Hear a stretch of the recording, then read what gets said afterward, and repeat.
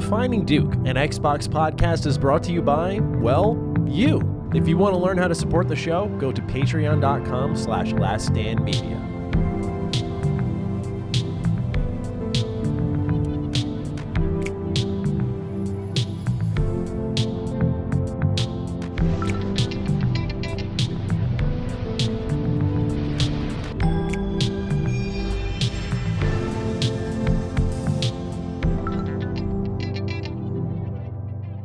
Salutations, everybody. It is Maddie here today, and welcome to episode 125 of Defining Duke, an Xbox after party. Today, there's a lot of people popping bottles because a certain competitor came out with a very interesting showcase, and that'll be one of the main things we talk about. But as always, I'm joined by the warrior, Lord Cognito. My man is fighting through a stomach virus, a flu right now, and he is still chosen to show up to Defining Duke. So you always glow up on Cog in the comments. Doubly so this week, though, please. My co-host is here. He's struggling, but he's here nonetheless. Thank you so much, Cog. How are you doing, my friend? Appreciate you, Matty. Yeah, this is a rough one. I don't know what happened.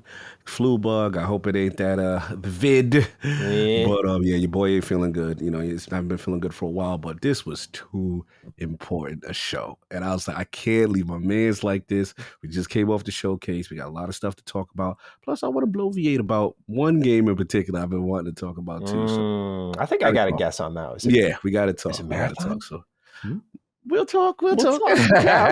Marathon was nice to see. Marathon was nice to see though, because I called that. I said it was time for Bungie to show that new IP on the Sony stage. So I called it. Yeah, sure. there were some good things in there. You know, we'll talk about it though. Yeah, how you be? A lot to get into. I'm doing well, man. Doing well. Just another week. You know, just nothing really crazy happening. I'm playing a ton of different games though for Retro Rebound, because I had this like personal goal of mine. I want to record everything for Retro Rebound for June and July in the month of June, which is a lot because I'm moving soon, and so I just want to clear what I can off my plate when I can. So my what I'm playing section is going to be incredibly fascinating to some, because be like, you're playing this now? What? Why? But I'm literally playing old games, newer games. I'm all over the place right now, but otherwise doing well, and I hope our audience is doing well. We appreciate all of you tuning in once more. If you're a PlayStation fan, I want to first off say, like, I'm not even trying to be a dick. Welcome to our side of the fence. Don't let those Xbox beat up on you. We're not. You're gonna get a cathartic episode here, right? For those of you who saw the Redfall episode, you know what kind of smoke we'll give out if you underperform in the presence of the Dukes. And I'm feeling a similar energy, at least internally, for myself here with this showcase. So PlayStation fans, welcome. We're not here to beat up on you. We're here to be your friend. And to those of you who are always with us, thank you so much for tuning in. We appreciate you all dearly. We're doing apparently the best we've ever done over on patreon.com/laststandmedia. That's thanks to your support.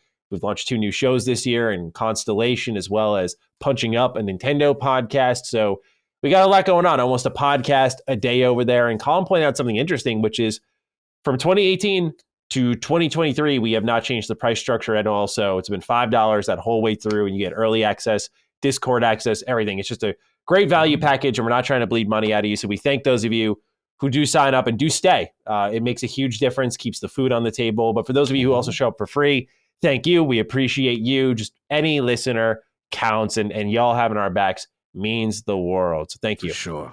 Absolutely. Colin running around like he got the Game Pass at LSM. Like, you know what I'm saying? Yeah, he got all these podcasts just for $5. Sign me up. Yeah, dude, it's crazy. So for those who are interested, that's over at patreon.com/laststandmedia. If you're interested in just listening to us on free feeds, that's fine. We want to have you anyway. We'd love to have you come over to Spotify, Apple, Google Podcasts, YouTube. If you want to get the video version, we're all over the place, and we're growing, and we appreciate that. Like, our regular now is nearing like 20,000, which that's insane. Like, I just need to check the audience real quick so y'all know what I mean by that. Our listening count was good, you know, but we would say a high week would be 15. But now that our normal has become way above that, Awesome. We've created the same show, I feel, but I don't know if more people just started giving us a chance. I mean, if anyone wants to doubt the magic of thumbnails, if y'all want to come up in my YouTube channels and start doubting my thumbnail magic, you on it, bro. Let's just take a good look at what happened when we started doing that Final Fantasy VII Remake thumbnail and where the show went after that. I'm not taking credit, by the way. I'm just saying, though, some people are very against the, I put in quotes, clickbait thumbnails. Right. I'm telling y'all, the personality, that's what's giving our show the rub right now. We appreciate y'all tuning in. Thank you. No doubt. I respect it. And with that, let's talk with some of the audience, shall we? We got some mobile reviews from our wonderful free listeners like Jord Reimer, who writes in from Canada. And all of you who are wondering, by the way, if you want to submit reviews, you want to help our show, get us out there a little bit more and be, of course, heard on the show, you can go ahead and go to Apple, write up a review, and we'll see you there. So Jord Reimer writes, haven't owned an Xbox since the 360 generation, but I tune into this podcast every week for Maddie and Cog's chemistry and knowledge on the industry. Much love to you both. Thanks to your efforts in making a great show. Yeah, it's interesting, Cog. We when we first said, we love seeing that compliment, right? No, I don't play Xbox, but I listen to you all. Ever since, it's really turned up. I'm seeing it more and more and more and more. Big time. That's why I don't pay the haters don't mind, because to me, those are the comments that mean the most. That objectivity from someone who's not in the ecosystem to say, I like what you guys are talking about, the ecosystem I'm not in. That's big. I'll handle the haters. I'll handle them. I'll come for them. We got one from Mr. Nubs, who writes, great insight. LSM does great work. Thank you so much for that. We appreciate the love across the entire brand, I suppose we'll call it. We have a 4797433359 with a write in here. It says, Maddie and Cog are well informed and have a great rapport. You can expect interesting and engaging discussions from an industry OG and a well-seasoned reviewer and commentator. These two never fail to surprise and delight. Well done, Jeds. Surprise and delight. Did you hear my man Jim Ryan drop that? Did you hear Yes, He did. I peeped it. Dude, Surprise, that's about to become a curse word. That's about to become a curse word, man. If this showcase from Xbox sucks, that's strike one, man. Watch out. We gotta stay clear. All right. We got another one here from SPC147, who writes, whether you're an Xbox fan, general gamer, or just really looking for something to play in the background, you really can't go wrong with Defining Duke hosts Maddie and Cog are some of the most genuine commentators in the industry whose passion and experience shines front and center throughout every episode. Whether they're talking games, health is wealth, or that burger, fries, and shake combo, there are few better ways to spend your time. An essential pillar of the Last Stand media brand and a staple voice in the wider industry. Long live the Dukes. Ooh, a little Shakespearean. That was fire. Those are balls. Those are premium. Yeah. I like that one. Thank you. Ooh, go write a book after that. Get out of the review section, man. Go write a book. Oh, yeah.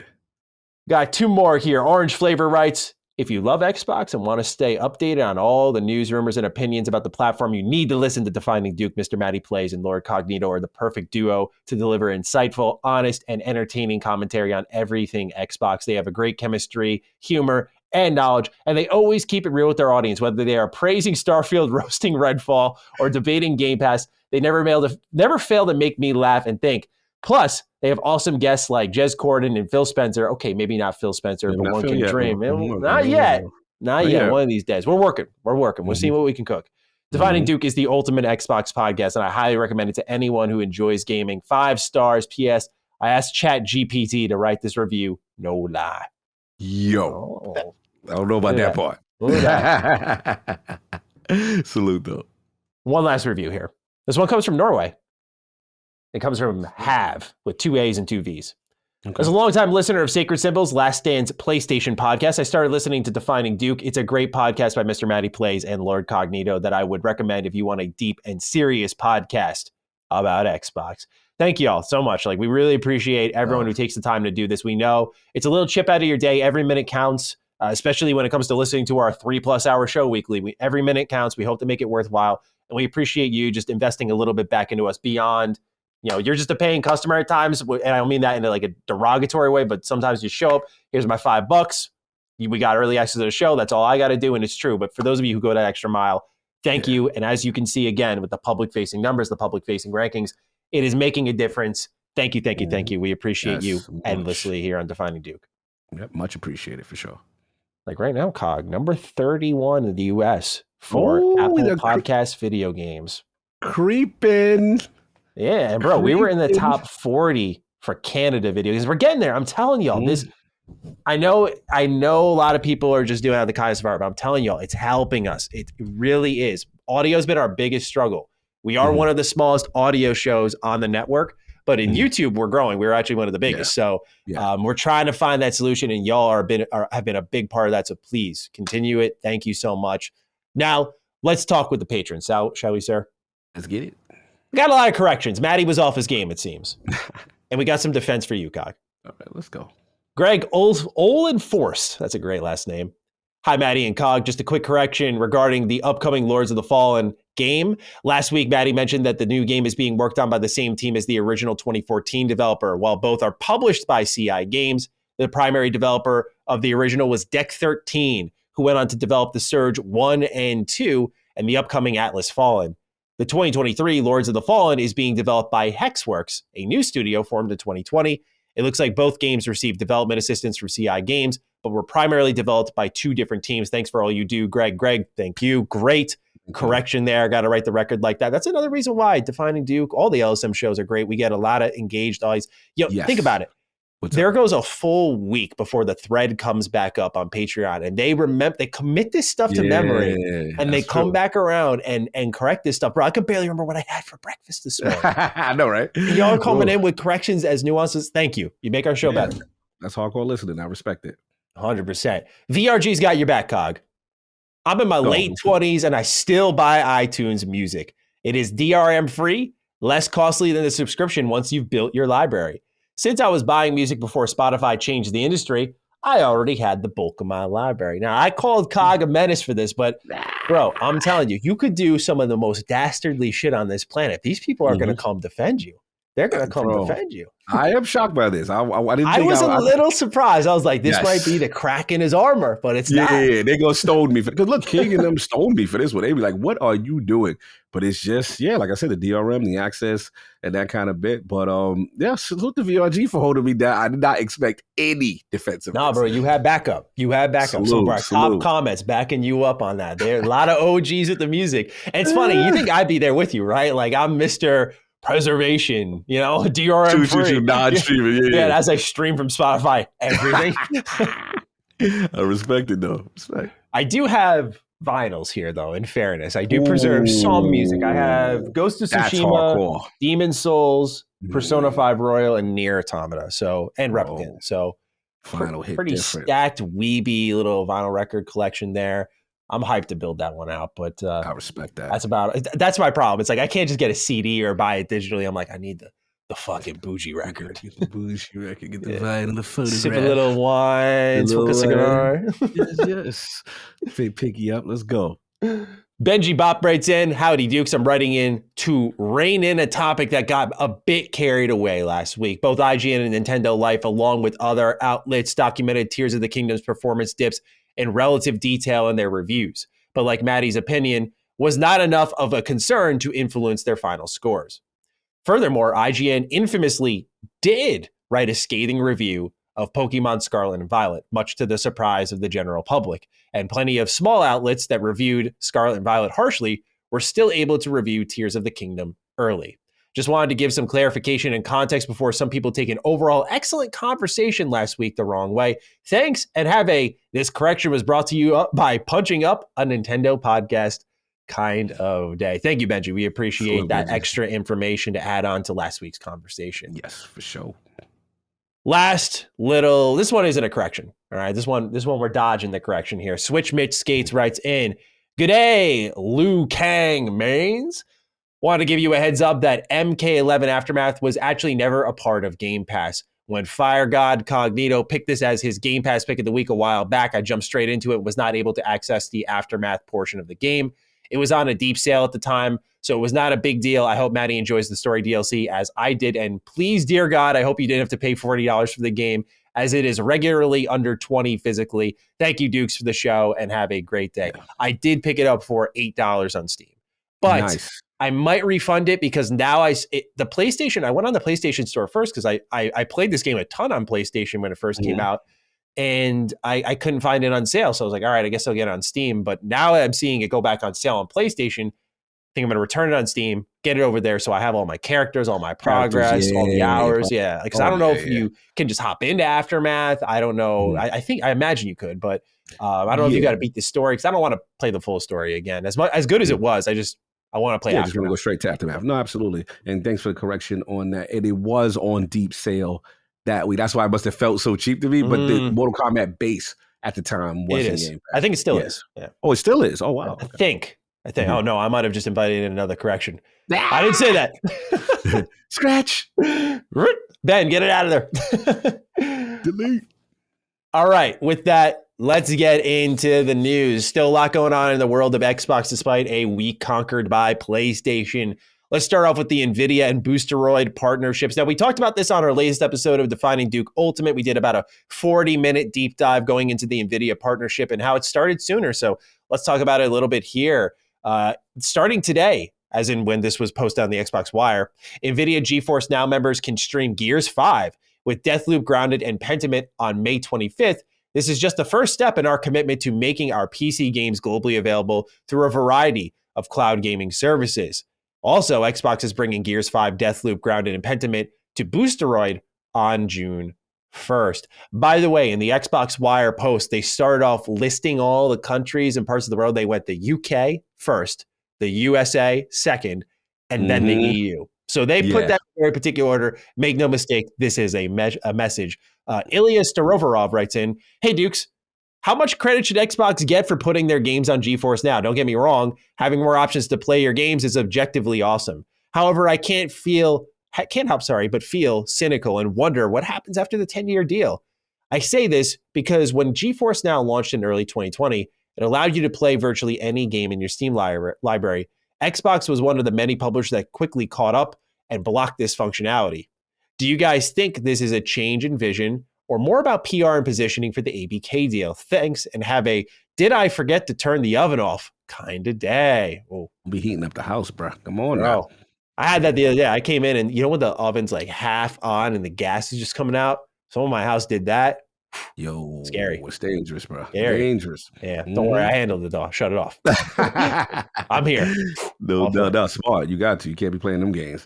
Yeah, now with shout out to Ilya. I think they do need to get credit for it. I think that it is a change in vision for them PR wise. Obviously, in the past, what he said was correct. But the way I look at it, when people get all bent out of shape of like what happens after the 10 years, to me, it's just the way contracts work. You just don't make contracts in perpetuity. You just don't know what's going to happen 10 years down the road and the gaming landscape, so to speak. So it's one of those things that, of course, it will be extended. Of course, because they know they have regulator eyes upon them.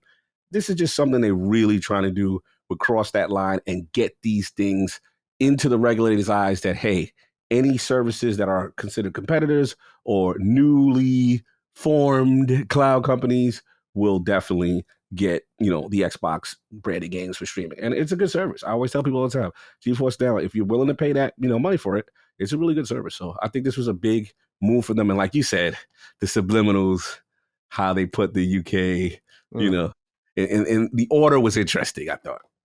Yeah, definitely sending a message there. I think we can give Xbox a little credit on this one because I think you might be looking at it in a bit of a vacuum here, as in, yes, it is definitely posturing for the ABK deal. Their Xbox Wire message suggests as much, but I think, as Cog said, because regulators are going to be looking at them, they want to keep the good behavior up. But it's also, this isn't the last acquisition they're going to make. And so this is likely this rule set is going to have to apply to other companies they acquire. Because as you see, they're doing Xbox first party studios, Gears 5, but they're also doing, Bethesda games like Deathloop. And so I think whoever joins the family, that expectation is those games will also be put up into the service, into the cloud gaming and to the other cloud gaming providers. So Xbox had to have measured this out. I think it's a fair question to ask, but we'll see what changes. We don't know what first place Xbox looks like since the 360 days. And we've seen what I think you put it perfectly. What happens when you enter cruise control for a little bit? Yeah, just one hand on the wheel. Start feeling yourself. That's why competition is good. We will get to that. Indeed. But thank you for writing in, Ilya. Let's talk a little bit of retro gaming stuff here. EON Gaming is responsible for the HDMI adapters on both GameCube and Nintendo 64, but for old school Dukes, they have a treat for you. This week, the company announced the XBHD, an HDMI adapter for the original Xbox. The XBHD includes 2 HDMI video outputs, a mini TOS link audio jack, and 3 LAN ports. EON says the mini TOS link will bring, quote, clean digital audio, end quote, through devices like headphones all the way up to capture cards. The adapter is releasing on Duke Matty's birthday, June 20th, for the price of $189.99, which clocks in. Let you that much.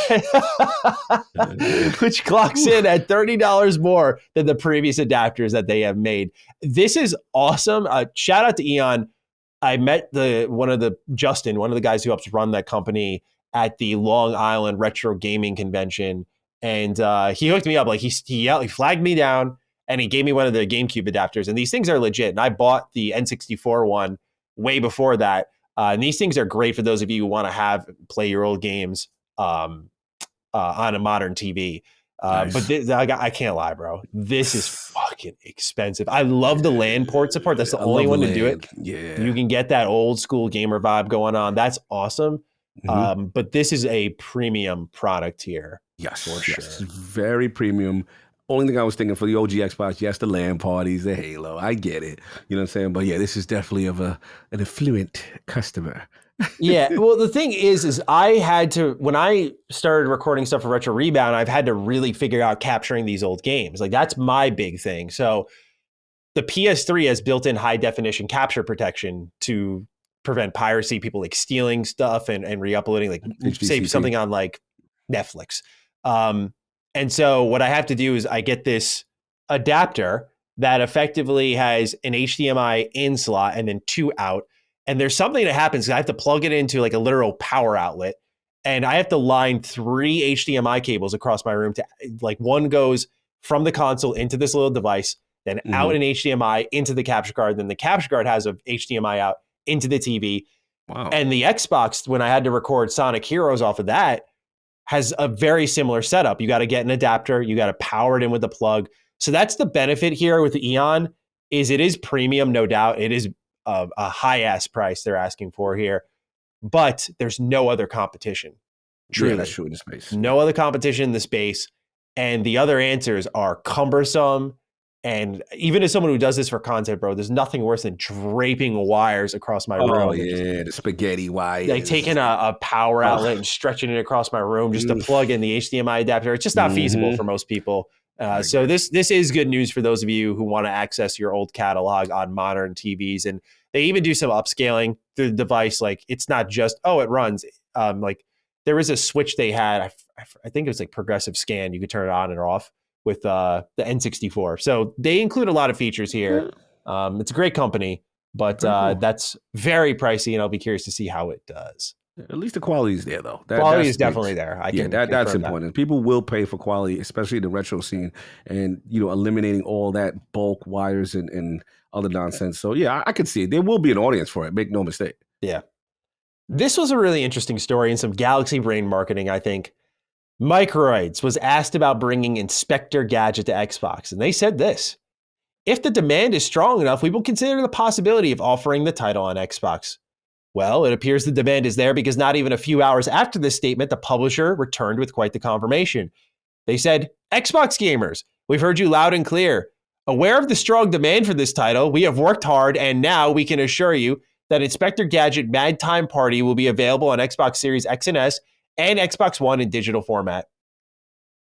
Bro, what? What's going on? You can't just flip the switch into ports there, brother. You can't. What was going on here, man? If this was a part of the plan, kudos. Well played. Yeah, well played. I mean, they definitely listen. The Xbox community don't play that right now. They definitely on that second-class citizen energy. They not feeling it. Anytime you put an announcement and they don't see the Xbox version, they pull them up. I just don't like the precedent this sets.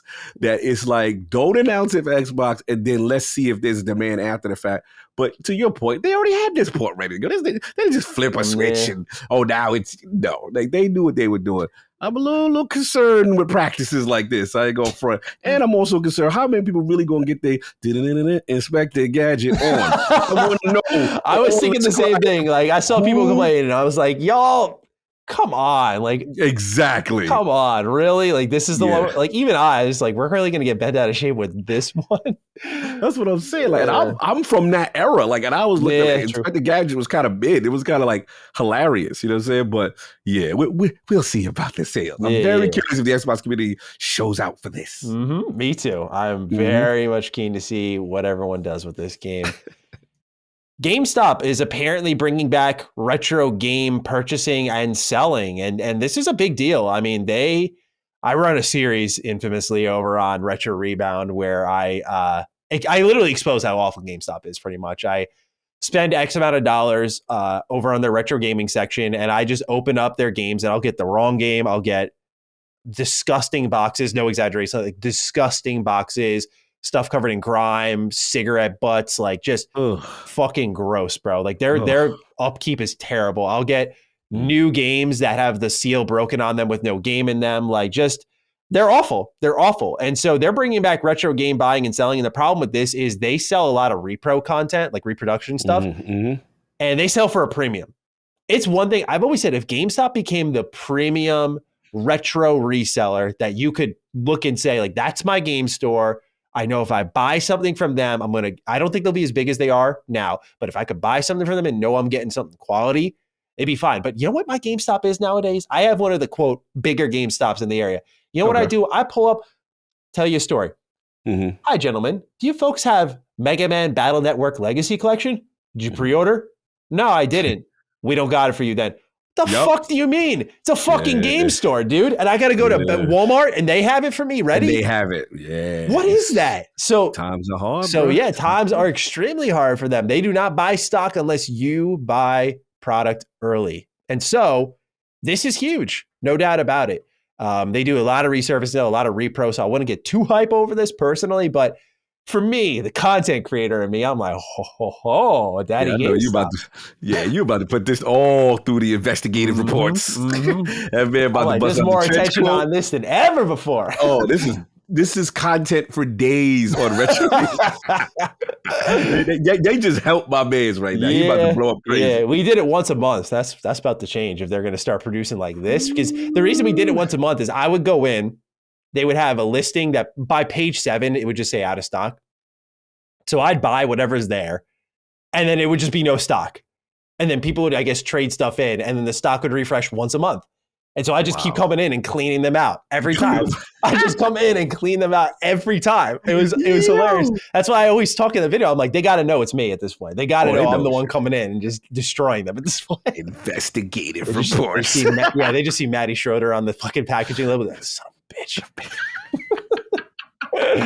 This guy, I can't wait to see those videos. That's gonna be fire. It's gonna be a good time.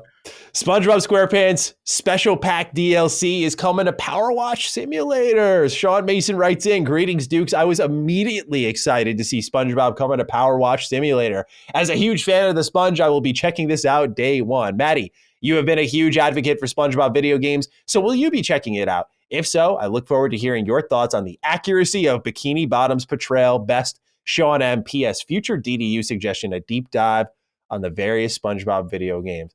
Look, man, Sean, we love you, but Creepy Cog from the park ain't coming out for that one, bro. I won't have to find someone else for that DDU. You're killing me, Sean. I love you, Sean, but you're killing me. You know I'm too old to be at the playground like that. Like, it's just too much.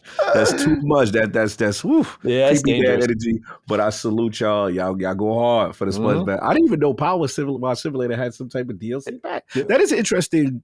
Collabo though, I will say that. Yeah, because the Square Enix one was a surprise with Final Fantasy VII, but it makes sense because Square Enix Collective, their indie game publisher, did publish PowerWash Simulator, so that connection was there.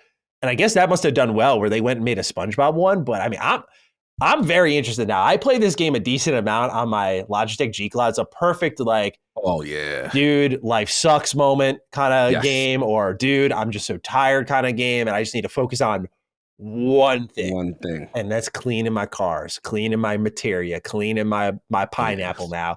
So this is great. I'm hyped for them, and I love how they're leaning into it. They took something that was just weirdly addicting, fun co-op, and they've just completely flipped it on its head. So kudos to them for being really creative and inventive with this, and I will be there no matter what. Now, shout out to Ben. He's the one who put me on to it. I have to admit, there is some incentive when you hear the sound effects. It's very confirmation, bias, and you feel good when you do certain things. Yeah, zone out game for sure. No doubt. Mortal Kombat 1, we talked about it last week. It is officially real with the announcement trailer out. The game is coming out September 18th this year with early access for those who pre-order the special editions, arriving September 14th and a beta this August. A very tight window here. Very tight. Not even gameplay at the reveal. I thought if it was going to be that small of a window that we would see something. But Cog, your thoughts? I'm hearing gameplay at Summer Game Fest, I think. That would make sense. And then, but I will say, Maddie, September's looking kind of crazy. Now interest will get in the PlayStation showcase, but I noticed Spidey kind of didn't want to commit. So there's someone else in town, perhaps. Yes, like Mortal Kombat, Starfield have kind of threw their dates out.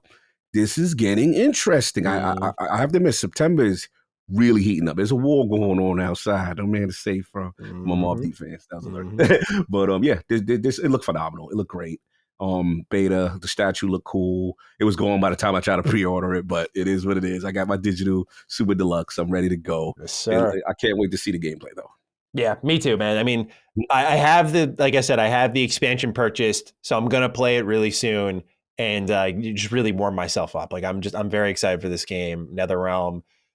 Really for me, it's the balancing. I just always get that a little worry because I remember Injustice 1 came out and I think Mortal Kombat 10 had the same issue.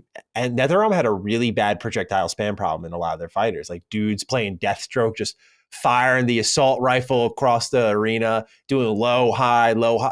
Bro, if y'all played online, you know what I'm talking about. Like that story could not carry the online turmoil I experienced, man. It was I raged so hard until I mastered Wonder Woman. I was I was on a revenge tour in that game. Like it was not enough for me to, and I'm not exaggerating or flexing when I say this, beat 20 people in a row.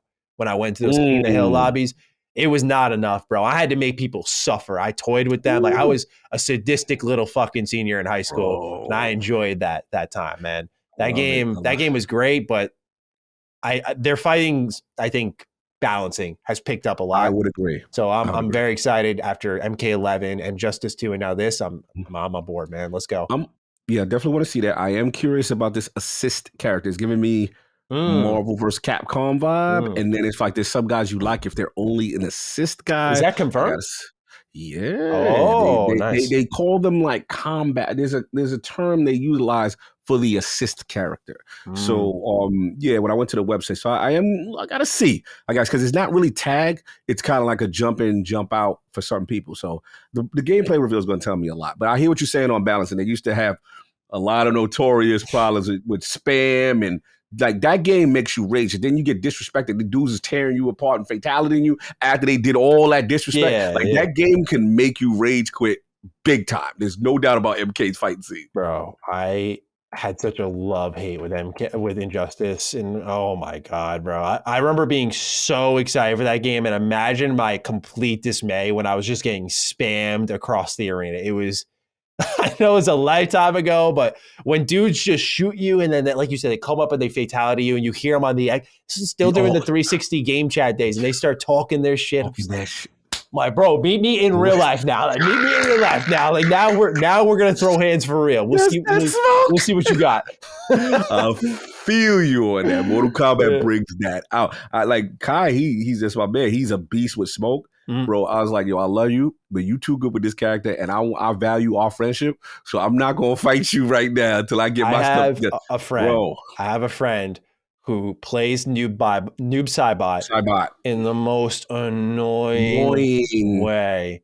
Like this dude, because then you get it. It's like, oh, the developers' names are the reason this character exists. Of course, this character's busted, bro. And so, yeah, this dude was embarrassing me with him. I was like, Ben, I like you. Not our Ben, a different Ben. I was like, I like you.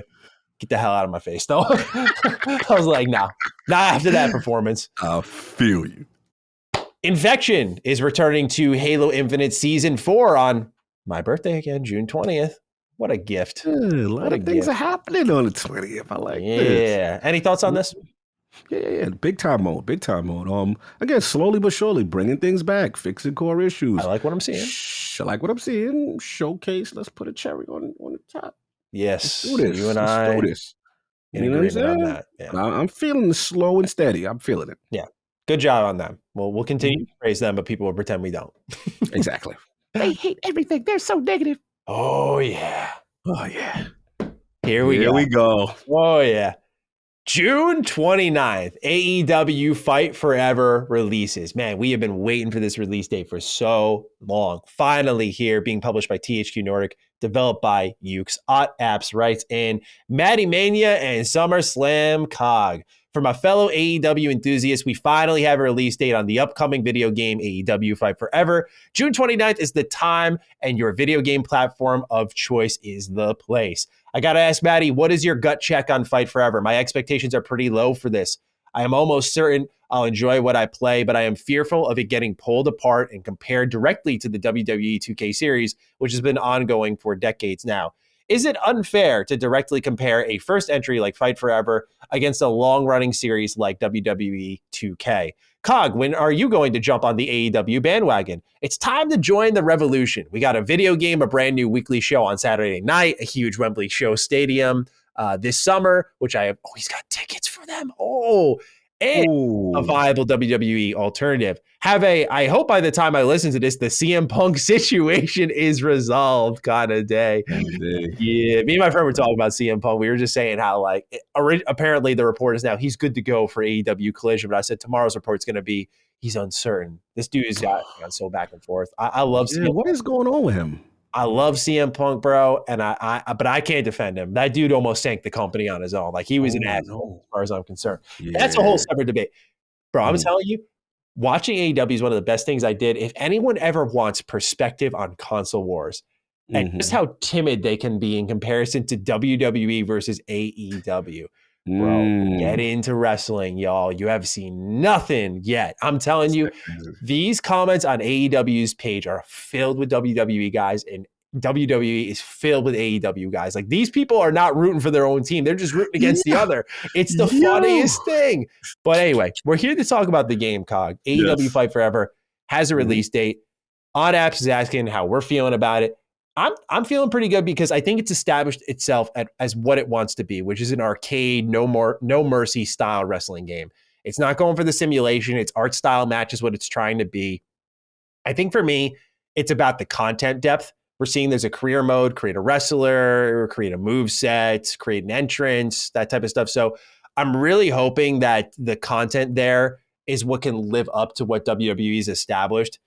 Because I know that WWE's had the benefit of existing for a while, but you have to have something that feels like a good starting point because they've already confirmed AEW Fight Forever is not going to be this annualized series. Like, they're going to come around every couple of years. They're going to do DLC for this game, but of course, it's a newer wrestling brand. They're not going to go all in. But I, much like WWE and AEW in the terms of wrestling, and AEW really punching above its weight at first and then staying up there because they continue to sign good talent.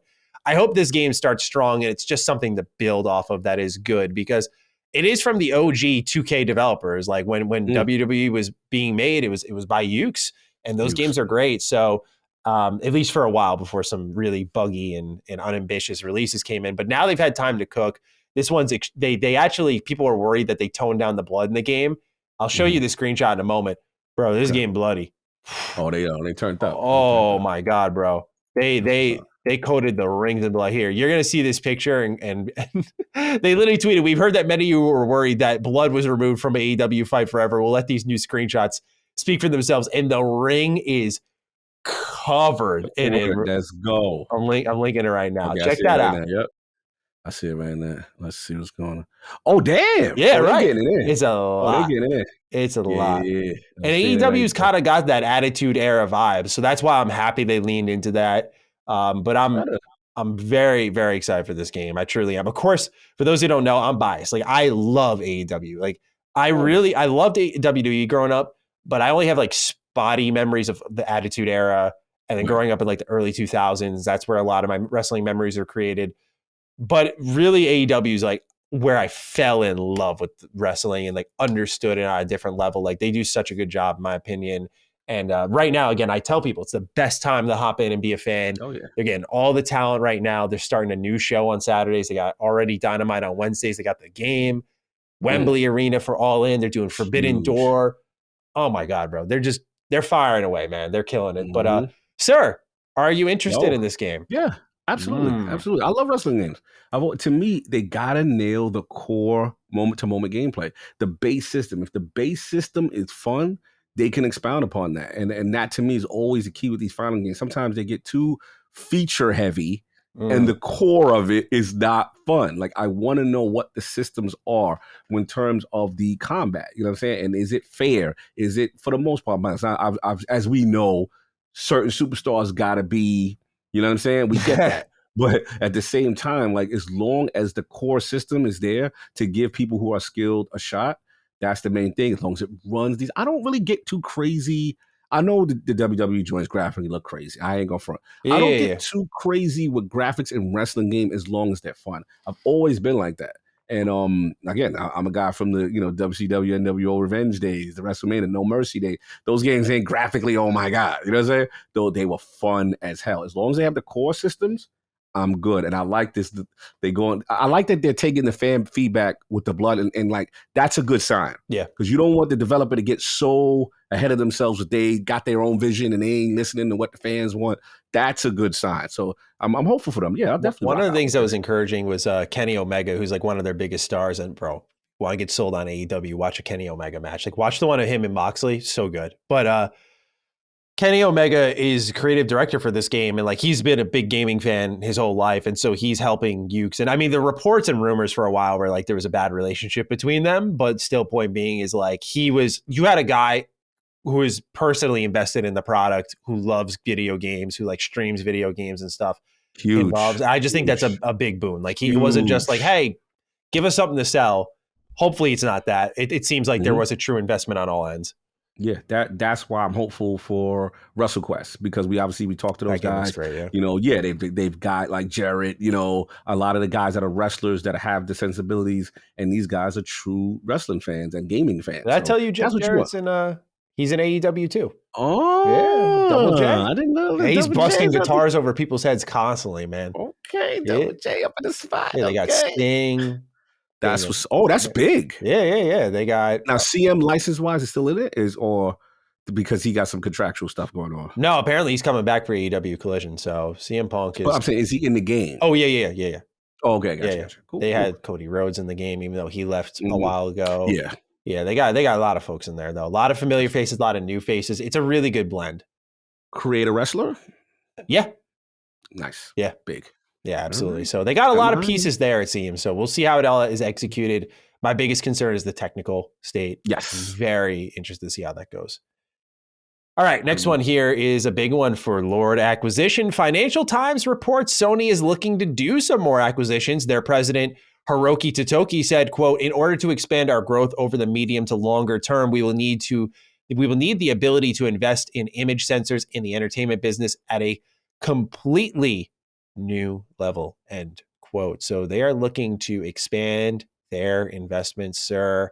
Unsurprising, but hearing them talk about it means they may be gearing up soon. Now, remember, this came out before the showcase, and some people were thinking they were going to announce something. But we Xbox fans have learned that that type of stuff just doesn't sync up well. Yeah, it just happens when it happens, it seems.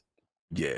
I mean, look, image sensors have been something of prime importance for them. That was part of the, at the time, deal with Xbox between Azure servers and image sensors. They have a good stake in that technology. So I could see that. And I also could see they're gearing up for an acquisition. I think that once the smoke starts to settle from ABK, I think they'll get, they've still been acquiring. They've just been, kind of on a smaller scale. But I can see something. I would not be surprised. Jim Ryan's out here talking about he wants to dominate the mindshare, and that's what they're doing. So, I would not be surprised if they get a little aggressive. Yeah, makes sense when you see Xbox getting aggressive.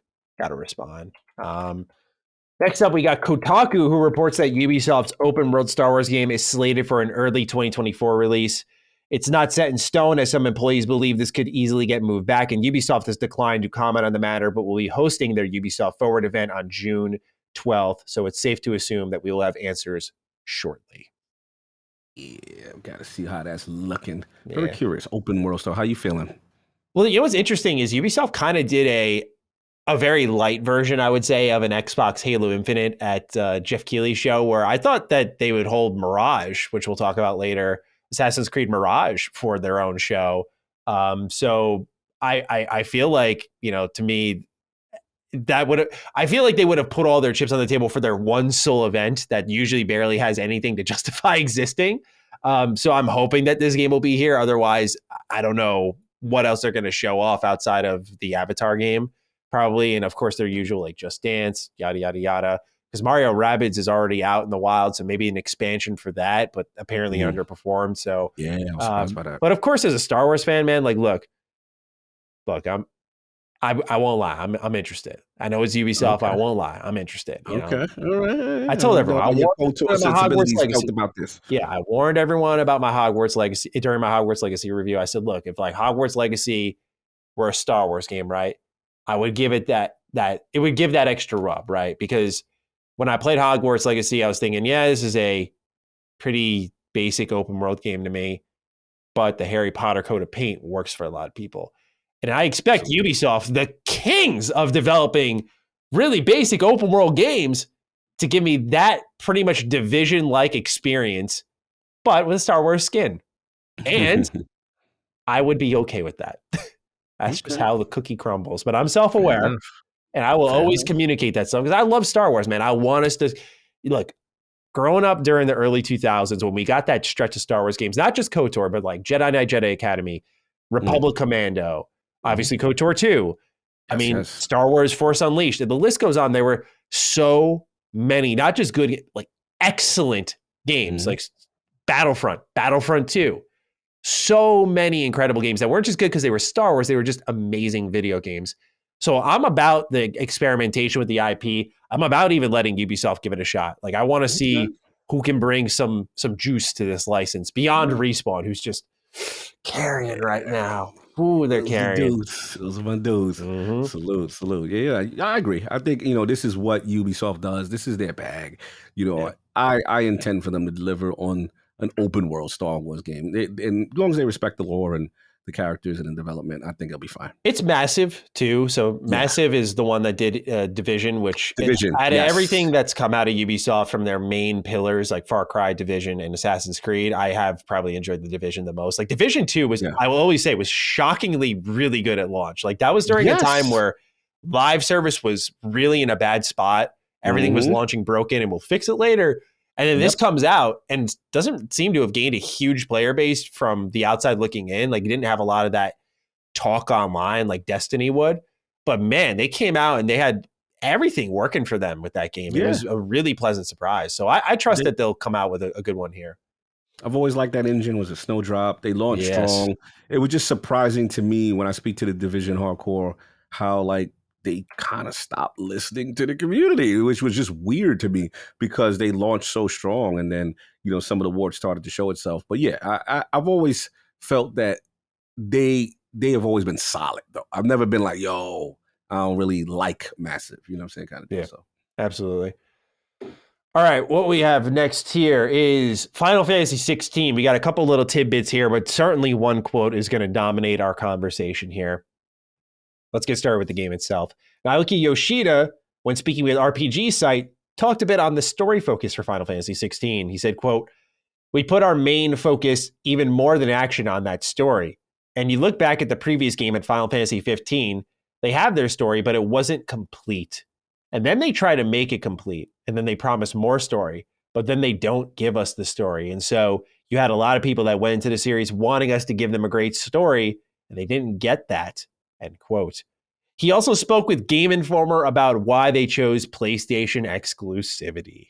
Quote, "Final Fantasy being one of Square Enix's very important franchises up there with Dragon Quest and the Kingdom Hearts series, when we do begin development, we do approach multiple platforms, multiple companies about releasing the game. And when you approach them, they're going to come back to us with their offers." That's all he had to say on that. Lastly, when speaking to GQ, Yoshida went into the possibility of ditching numbers for Final Fantasy games in the future. He says, "That's actually something I've discussed with the higher-ups. Maybe it's about time we remove the numbers from the title. For example, you have Final Fantasy XIV. You get a new player coming in and it's like, wait a minute, why do I have to play Final Fantasy XIV if 16 is out? Why don't we just call it Final Fantasy Online? Just get rid of the number altogether, and that'll make it easier to understand. Whether Final Fantasy 17 or Final Fantasy 18 should have a number or not, that's going to be on whoever has to develop that game and whoever's in charge of their branding. So that's their problem, not ours, end quote. Muhammad Akbar Pradipta writes in, hello, Dukes. Regarding the last statement of Square Enix on Final Fantasy 16, that they want to give the port to the platform holder, accepting the offer, and looks like Microsoft was unable to comply, leading to their game skipping the platform.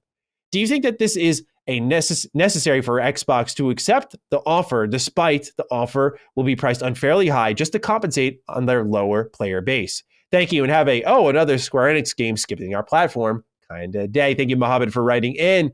Yeah. Cog, bro. Yeah. Obviously, we can go anywhere with this. We have options, but I think I know where we want to gun here. Yeah.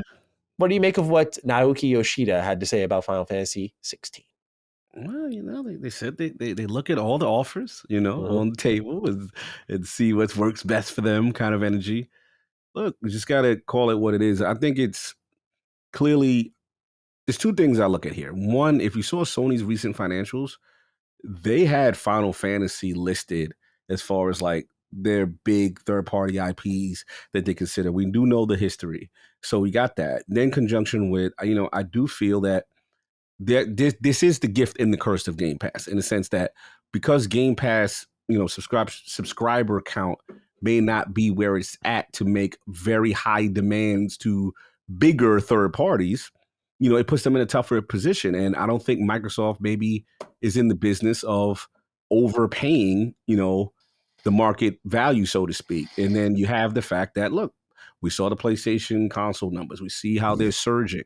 They're really doing extremely well. So I don't know if it's a situation where, Square is asking for a premium because of that. They want to compensate and that's just too big. Or we just got to throw the elephant in the room too. Like, something tells me like the relationship just ain't good. It just ain't that great. Yeah, you know what I'm saying? It's just not that great. I don't know why it's not that great. It doesn't feel, because that, again, remember I told you the inconsistencies with the way, Square operates with some of the multi-plats. So I don't know with this one, man. Like, look, when you hear the verbiage about, we like to focus on one platform. Yeah, if the bag is bigger, you'll focus on whatever platform you're ready to focus on. You know what I'm saying? Kind of thing. So, look, I would like Xbox to bid more, but I'm also of the sense like this is how I look at it, man. Yep. Xbox, in my opinion, is playing the long game. The long game is we have 100 million Game Pass subscribers.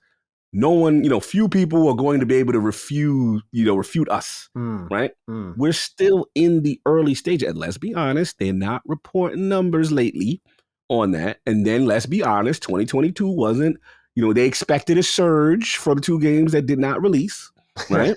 You know what I'm saying? And then, 2023, here we are. So it's like, I if I had to guess, I don't know if they are at their projections. I know services are up, when they're with their kind of financial goals, but the question is how much, and they're not transparent with that. We don't know, right? We don't know how much up are they, what number it actually is. I could just assume that whatever it is, it's not wowing the big third party guy.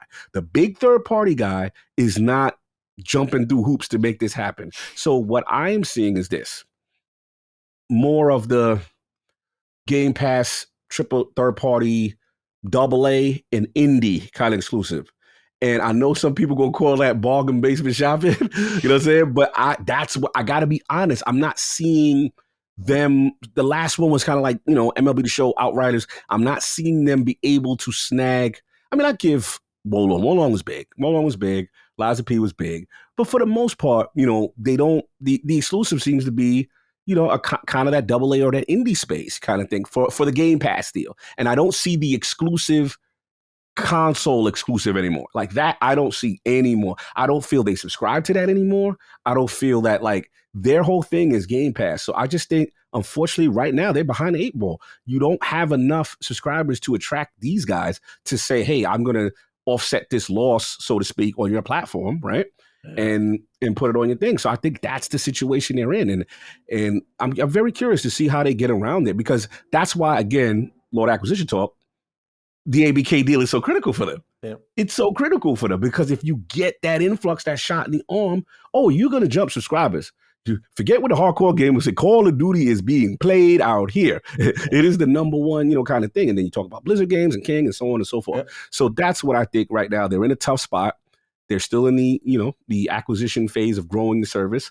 I don't think they've hit their target yet, if I had to guess, internally. And once they do, then maybe this stuff kind of changes. But that's what I think. That's my guess.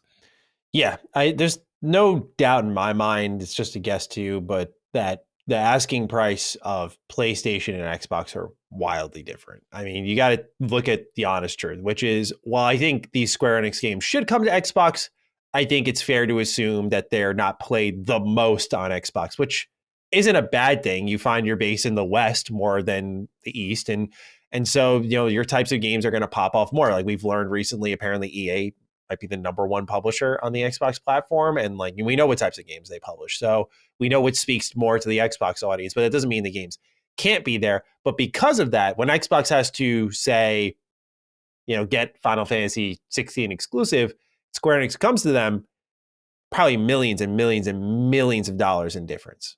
And Xbox has to size it up and recognize, based off the standards they've paid to other people, we're throwing a lot at this for something that may not grow the platform. So as much as I'm here saying like, yo, I want them to get these games, if that is how it plays out, I get it, because both sides it doesn't work out for. I think that's why we're seeing a lot of falling out, because Square Enix finds Xbox to be such a valueless pit for them. And then Xbox needs to overpay probably to get these games to their platforms. And so what Yoshida had to say here really, I think, paints that picture. When we get these offers, we go to multiple companies, we know who he's talking about. We see what they offer, and he's saying PlayStation provided the best offer. But also there's no denying there's business sensibility in that. It's not just money. It's like, who's going to play our product? Right. It's not, while Square Enix has had some issues, they probably operate as a business, which we're one of the big publishers. We're not going to disappear after Final Fantasy 16 of all games. So it's not like a mindset that Colin and I talked about in our game development episode on Sacred Symbols Plus, where we're like, let's just get to the next game. Like, that's our goal. Like, not like get rich off of this. Let's get to our next game. I don't think Square Enix has that mindset. So it's not like they have to take the desperate bag either. It's Final Fantasy 16. This game looks incredible. So I think this is just a rock and a hard place for Xbox. And that's why they got to solve it with, like, this one. I feel like people would almost let it slide, but you got to solve it with games like years after 7 Remake, It's Time. Things like Live Alive, Octopath 2. Like, you got it. These are ones you got to figure out that I don't imagine they're charging an arm and a leg for in the scheme of things, because the budget isn't as high compared to these games like Final Fantasy 16. No, I hear you. It is the great mystery still unsolved. Square Enix and Xbox's relationship. Let's talk about Star Wars Knights of the Republic Remake. We got a lot out of this one today as we record this. We record on Wednesdays, for those who don't know. First off, the official source, Embracer Group, who spoke about KOTOR Remake, or really not so much, but it said a lot during a earnings call. The investor question was, could you please clarify the current status of the Star Wars Knights of the Republic Remake in regards to its development status and what shape it is in? To which Embracer CEO Wing Forrest says, favorite question, pauses as a questioner chuckles, apparently. This is according to Steven Totillo, who transcribed this. And then he says, I have no further comments. That's it. That's all he got from it. That's it. Now, KOTOR Remake had a leak from a YouTube channel called 100% Star Wars. Now, I'm going to read all of this out because there's a lot of it. And talk about it, because I had multiple sources at Aspire for a while. I was one of the lead leakers, if you will, for that game. Y'all know me. Leaking is not my business. I don't try to build anything off of it. It doesn't increase your traffic at all. It just gets more people bitching about you. But this is a game I'm super passionate about. So I was like, I want to put my neck on the line for this one. Mm-hmm. And so there's stuff in here I can corroborate that I never talked about because I was specifically told don't. But this dude just blew open the can of worms, and I mean, Insider. Yeah, so let's get into it. Let's go. Aspyr got the license to develop the remake in 2018. Lucasfilms loved their pitch. They built an entire team around that project with industry veterans, including people who worked on the original Knights of the Republic. Their aim was to become sort of the new BioWare, and their investment in the game was around $30 million. Pre-production began in 2019 and was a bit longer than expected due to COVID. They got embraced by Embracer in 2021, and it invested some additional $70 million into the project, putting the budget around over $100 million. The Sony partnership came a while later in the year. It seems Sony had a lot of say in the game, and Aspyr devs didn't really understand why. Microsoft was also approached, but didn't want a game developed by a studio they didn't own like Indiana Jones is. Sound familiar, y'all?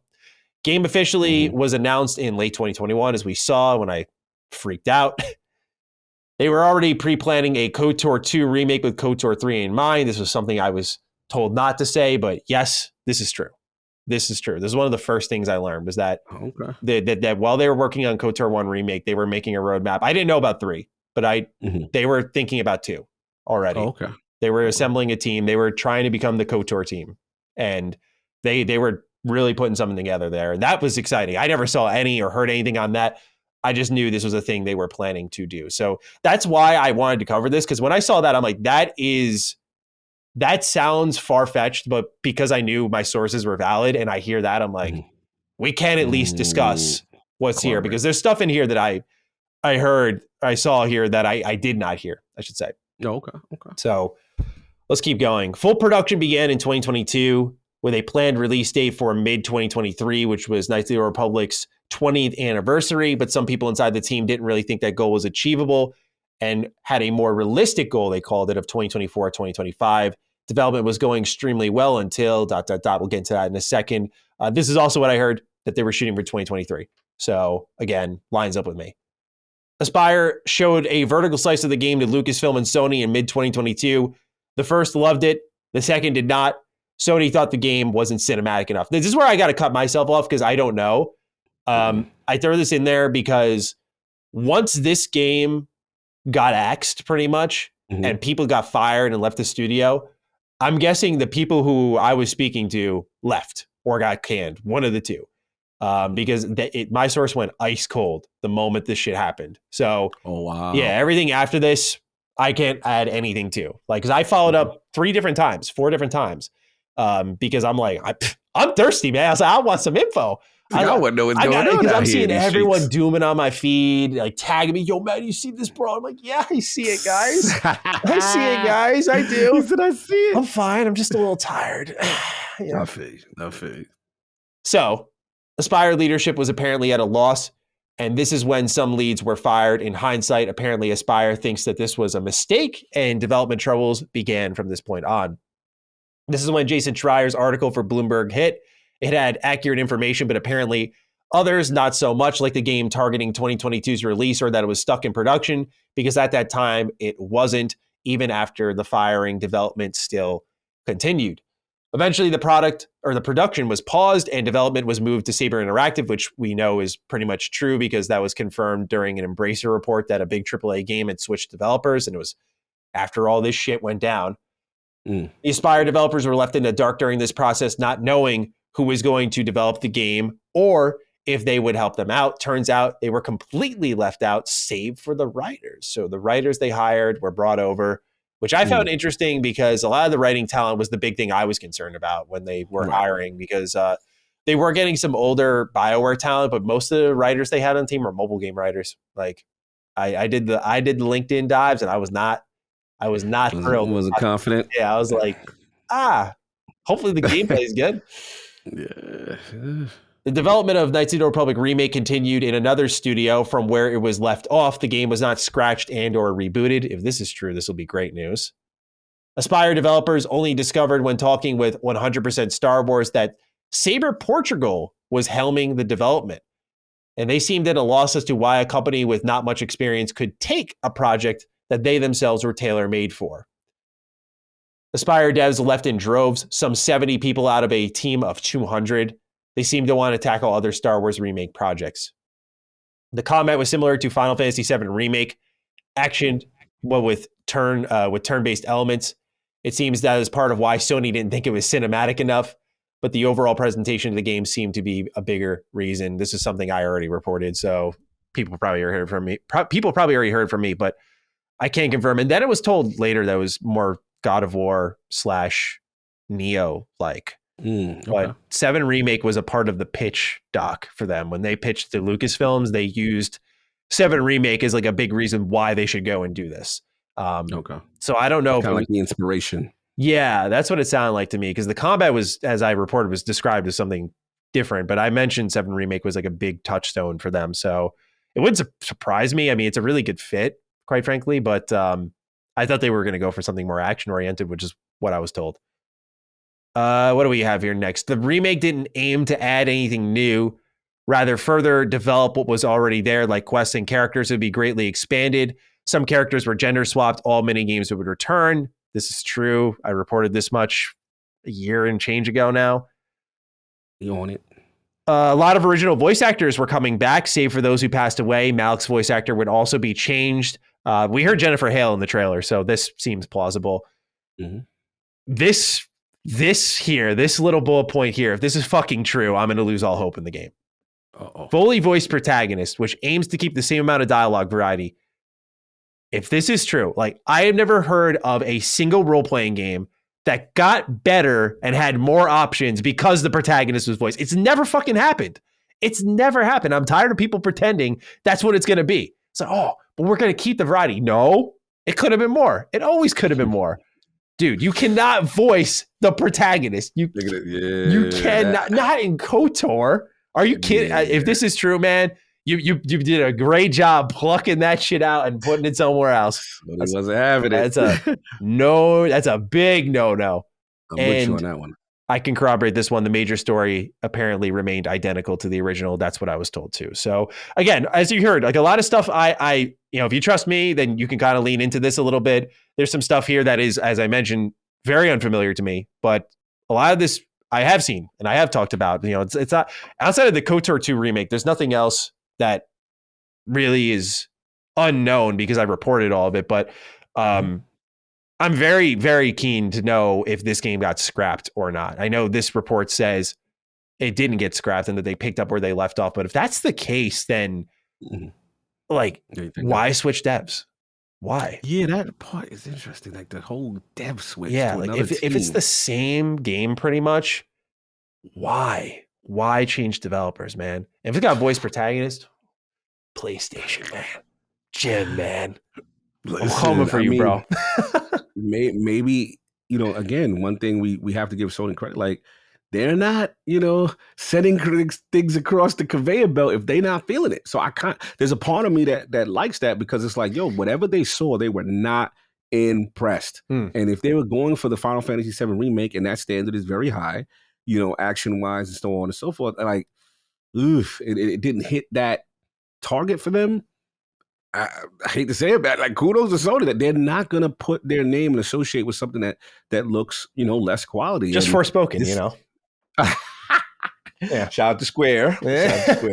Shout out to Square. But I feel you. Like, it's disheartening because we want this remake. Like, we want it. It's time. But like, to hear the development stories, is it not Aspire, then moved over to this other team? I don't know what's going on. I don't even know who to believe with this situation, but hopefully with this other team, maybe it's a soft reboot, so to speak.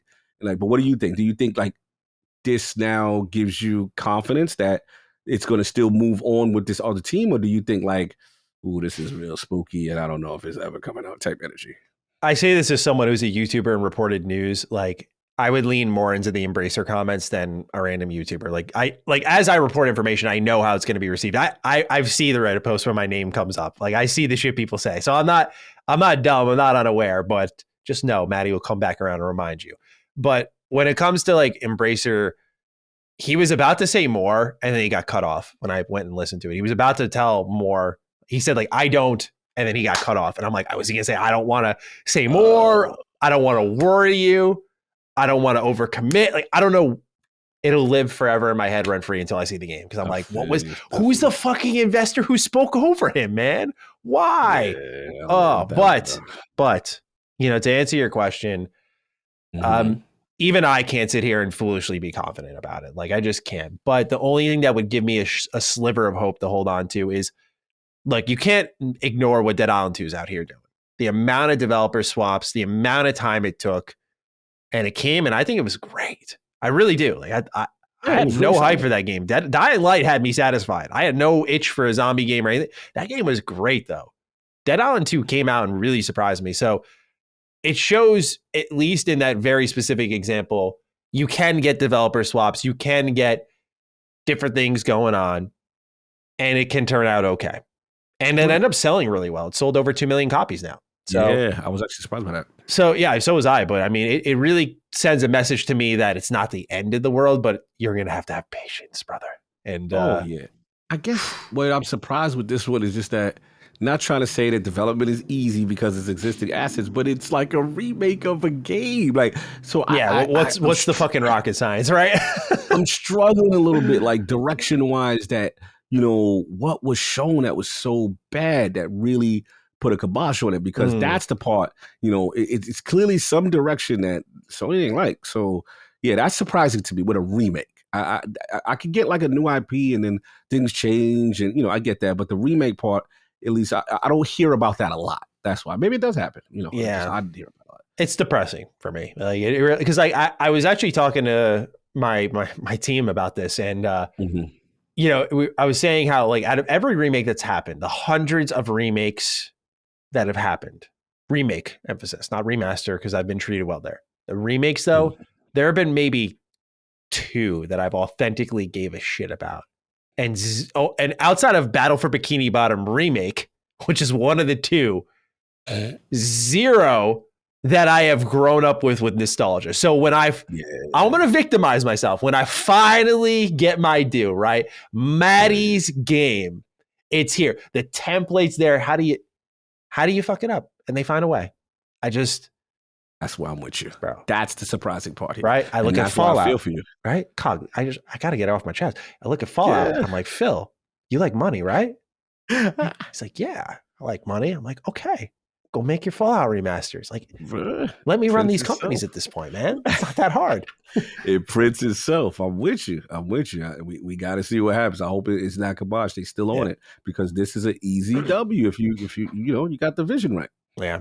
But a lot of people are saying, last thing here I want to get into is, a lot of people are saying Xbox is wise to turn this down. I'm curious what you think, because I have some thoughts on it. I'm curious what you think now that we're in the hindsight 2020 era. Like, you know, we were in the thick of it. We're like, man, that's legacy. That's heritage. Do you think they saw something here that they should have turned tail away from? Like, how are you feeling about them dodging this bullet? They dodged the bullet for sure, but I don't know if it was like, you know, oh, we saw something that was so we not feeling it that we're gonna pull out kind of energy. And to me, I still don't like the idea of games that started with legacy IP on your platform, you know, being snatched up. You know, I forgot who I was talking with, and I was just like, you know, we'll get into the Sony, you know, conference a little bit, but, you know, to me, like, if I see KOTOR, Mass Effect, and, you know, Rise 2 and Sunset Overdrive 2 exclusive to Sony, that to me is a blow, because it's like those things are associated with your platform. Now, Sunset Overdrive 2, you can't do anything about it. They own Insomniac. I get that. But, like, you've got to read the room with people who associate your platform with the beginning, the entries to these series. And I think you owe it to the Xbox fan base. So I'm not willing to give them credit for dodging anything yet, because I still think Sony made the right call by snatching up KOTOR. You know, beloved IP, classic, and Star Wars license. Like, so, you know, it's just unfortunate what happened, but we'll see. I'm in agreement. Like I'm not going to spin that into an Xbox positive. Like, they were not fucking clairvoyant with this one. They turned it down, and the game was looking great. Obviously, Lucasfilm was completely on board, and they've been on board, and they were positive of it. It's not suddenly an Xbox win because PlayStation came in with their specific taste of games, apparently, which that's the part I can't confirm because I don't know. But if PlayStation did come in and they're like, it's not cinematic enough, bro, I don't know if that's a bullet dodge. I think Xbox getting it may have been a saving grace, quite frankly. They may have been able to make the game they wanted to. It's possible. That hands-off approach could have paid off here. I'm just saying. Oh, okay. Oh, you could get other that fucked up internal pipeline of theirs could have done something good for me. But instead, I got Redfall. You got more confidence than me. I want to show and prove deal. I need to see. Yeah, I respect it. I'm in the coping phase right now. Let me be. I feel you. All right, we got one more bit of news here. We'll talk about what games are playing. This one's interesting. The Bloodborne Old Hunters edition was spotted running on PC, and this was one of the big asks during the PlayStation Showcase. Spoiler, it didn't show up. But Lance McDonald, who's a known FromSoft leaker, found something pretty interesting. So I'm going to read his post over on Twitter that he put on his personal Discord. He writes, I just noticed something cool. The screenshots of the oil urns on the Bloodborne fandom wiki were contributed to the wiki by Marcos Demenek, an environment artist at From Software. The screenshots were taken using the Windows build of Bloodborne. Most artists use the PC build of Bloodborne for their work, but Marcos's screenshots are taken from the actual full retail version of the game running on Windows, not an early Project Beast era build. You can tell by the loading icon in the right corner of the screen. So Marcos probably has a full game running on PC, which is insane. The screenshots are named SPRJ Win64, which is the file name convention the game uses when you take a screenshot in the debug menu. They're also clearly taken using the debug camera, which no one had access to until I released my patch like a month ago. The screenshots are from the fishing hamlet, so it's literally full game plus DLC running on PC, which is insane, man, to think about. That obviously doesn't mean that they could just go out and publish it, but right. This is one of the most requested, I think, simple tasks in the games industry. Yeah. Put Bloodborne on PS5, put it on PC. That's it. And I'm shocked at how long we've had to wait for it. I mean, this game is phenomenal, Bloodborne. If anyone hasn't played it, like, this game rewards aggression, which is such a good twist because most games are about the shield hugging. This is like, go get your opponent. But I would love to see this game get re-released. There's no denying the frame rate in certain areas was pretty bad. And it is trapped on the PS4, right? Like, it is trapped on a technical level, I should say, is trapped. And so this is something people have been asking for a while, Cog. And I was wondering if you had any thoughts on a PC edition being discovered out here. This is the longest running rumor. Like, I always hear this every showcase, and it's like, this is very weird, to me, that Sony has not gotten this done with a PS5 patch, or like you said, the PC edition now that we're hearing about. I don't know. They've talked about the 3 to 4 year window wait, post. It's way past that. You know what I mean? So it's like, I don't know. To me, I don't know the inner workings of it, but to me, it does scream like some type of publishing litigation, because why would it take so long? This is a slam dunk for that base. Like, that base would go crazy. So to me, it feels like something else may be in play, because I can't see Sony not wanting to do this. It just, I don't know, it just doesn't make sense to me. It really is their Fallout remaster, in my opinion. Like, that easy wad of cash just sitting on the table, and they're just looking at it like, okay, so what?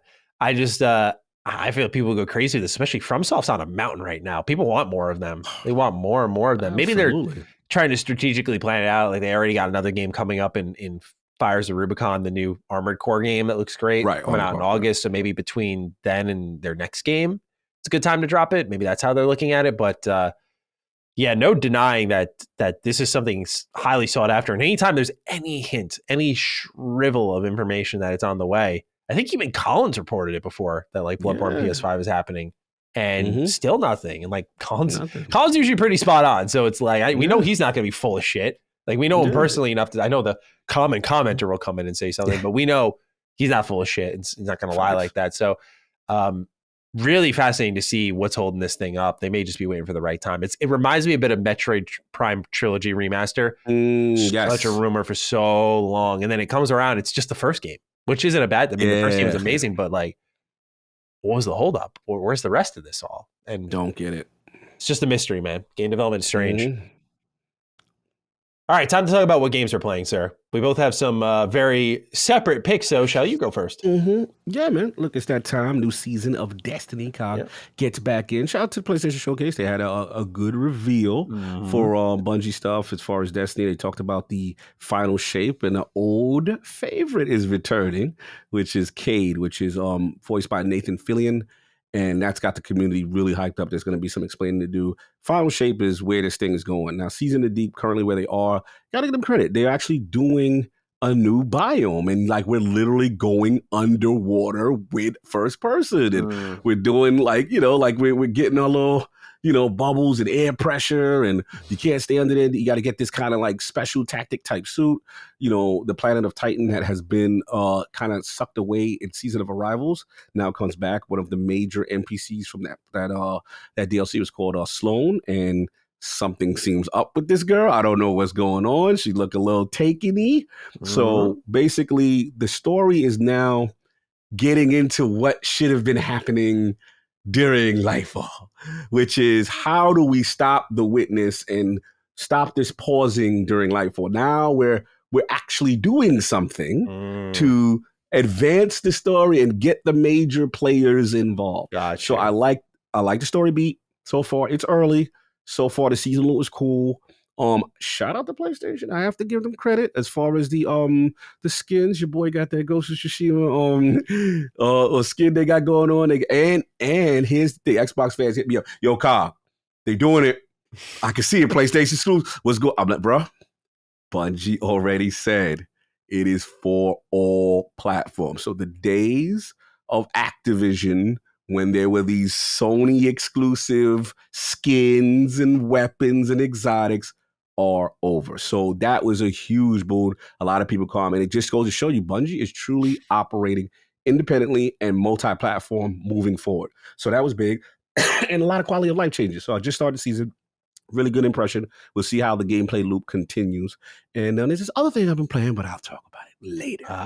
Okay. I'll go up then. Yes.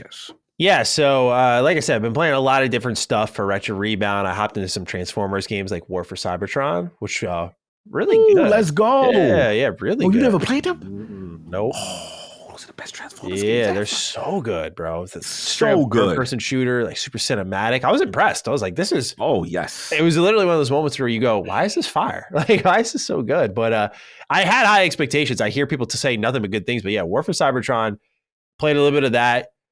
But the main thing I spent some time with that I really wanted to talk about was Final Fantasy 15. Interesting. Yeah. So, like I said, doing a lot of Retro Rebound prep. And I really want to talk about 15 before 16 comes out. I think it just makes a lot of sense. And when 2016 came around, my game of the year was Overwatch. And then number 2 was Final Fantasy 15. Now, the interesting thing is I really soured on 15 quickly, specifically because of its combat, its end game really just fatigued me. I was like, this is not fun. The holes in the combat showed, and it was just holding circle until a big square button prompt popped up in the middle of your screen. You press that. There was it was fake action to me is what I call it. Like it was like a set piece. I was just doing QTEs. Like I can always hit square when it's right in the middle of the screen telling me to do that. There's no reading the enemy, sizing them up. The mechanics just didn't support that. The enemy design didn't support that. And so it was just a frustrating, annoying game by the end. And it was boring. And one of my big critiques changed. Yeah, one of my big critiques was not being able to play as the party members too. I'm like, I love Noctis. I actually think he's a great MC. Just emo boy. I think he's awesome. Then I'm like, I want to play as the other boys, man. What's up with that? So I fired this up thinking I'm dipping my toe into the pool, but I end up taking a full plunge because I got really roped in. The updates that they've done, I think based off the conversations I've seen online, and I'm part of the problem. I'm hoping to rectify that, is people have not played what they've added to this game. It's very clear. They have answered pretty much every lick of criticism this game had, and the state it's in now, story-wise especially, is fantastic. It's okay. It's still an open world game. You're still going to go in and have those shitty side quests, and that's not going to change. But there were points in the story like Gladiolus disappears for a little bit. Prompto falls off the train, disappears for a little bit. And you're like, how the hell did you come back? Right? The infamous chapter 13 gap. They've fixed all of this. So episode Prompto is like this personal tale. And this dude's like a goofball game. So to learn what this dude is and see him on a different level, I mean, I shouldn't have been surprised. Robbie Damon is acting as Prompto, and like Robbie Damon's just extremely talented, so much range. But bro, I played that first. These episodes are about an hour. I played that and I think that was good. I was like, I DM a friend of mine, Repadusky, who does a lot of Final Fantasy videos, and I hit him up. I'm like, bro, so you're Final Fantasy 15 stand, right? He's like, absolutely. And we just start going back and forth all night. I'm like, this is ridiculously good. He's like, oh, dude, you haven't seen anything. He's like, go play episode Ignis. Like, okay. So I go play that. Number one, they playing as these other characters, they give them a whole on move sets. So like Ignis feels better to play than Noctis. Like he's got the ability to zip to all the enemies if they're far away. He's got an AoE attack, and they're based off the elements, and he has like a one-on-one style of attacking. And then they give him a grapple gun. So I'm just zipping all over the place. Bro, it was so much fun. And then again, like one of the things that happens is in the main story, he loses his vision. You just don't know why. And now you know what happened. It's amazing. It's like, that's so good. So there are so many little pieces of content they've tapped into here and built out the game. And it feels like all those gaps that Yoshida was talking about earlier have been completely plugged. And it is a really good game. And they've even redone the ending. They redid the final dungeon. And you can play as all these characters in the open world with the Royal Pack. Individually, So you can swap party members. It's a skill you would unlock in the skill tree. And I'm sitting there going, dude, this is everything we complained about. And people are still complaining about like it's not there. And it is. And look, I'm there. I'm right there with y'all. I was complaining the whole time, but I could not tell you, Cog, how pleasantly surprised I was. Like, look, I am the first person to line up and critique this game because I went from hot to cold on it fast. But bro, I gotta say, kudos to Square. They may have dropped the support a little early.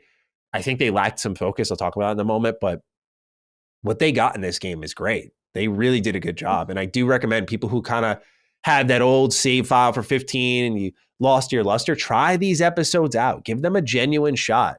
Back when Xbox was getting Final Fantasy games, give them a genuine shot and see how you feel about them. They're like a couple $5 each, about an hour and a half of your time, 2 hours max. For the DLC episodes? Yeah, DLC episodes. Like I went through 3 of them last night and I played for 4 hours, like 4 hours, like nothing crazy.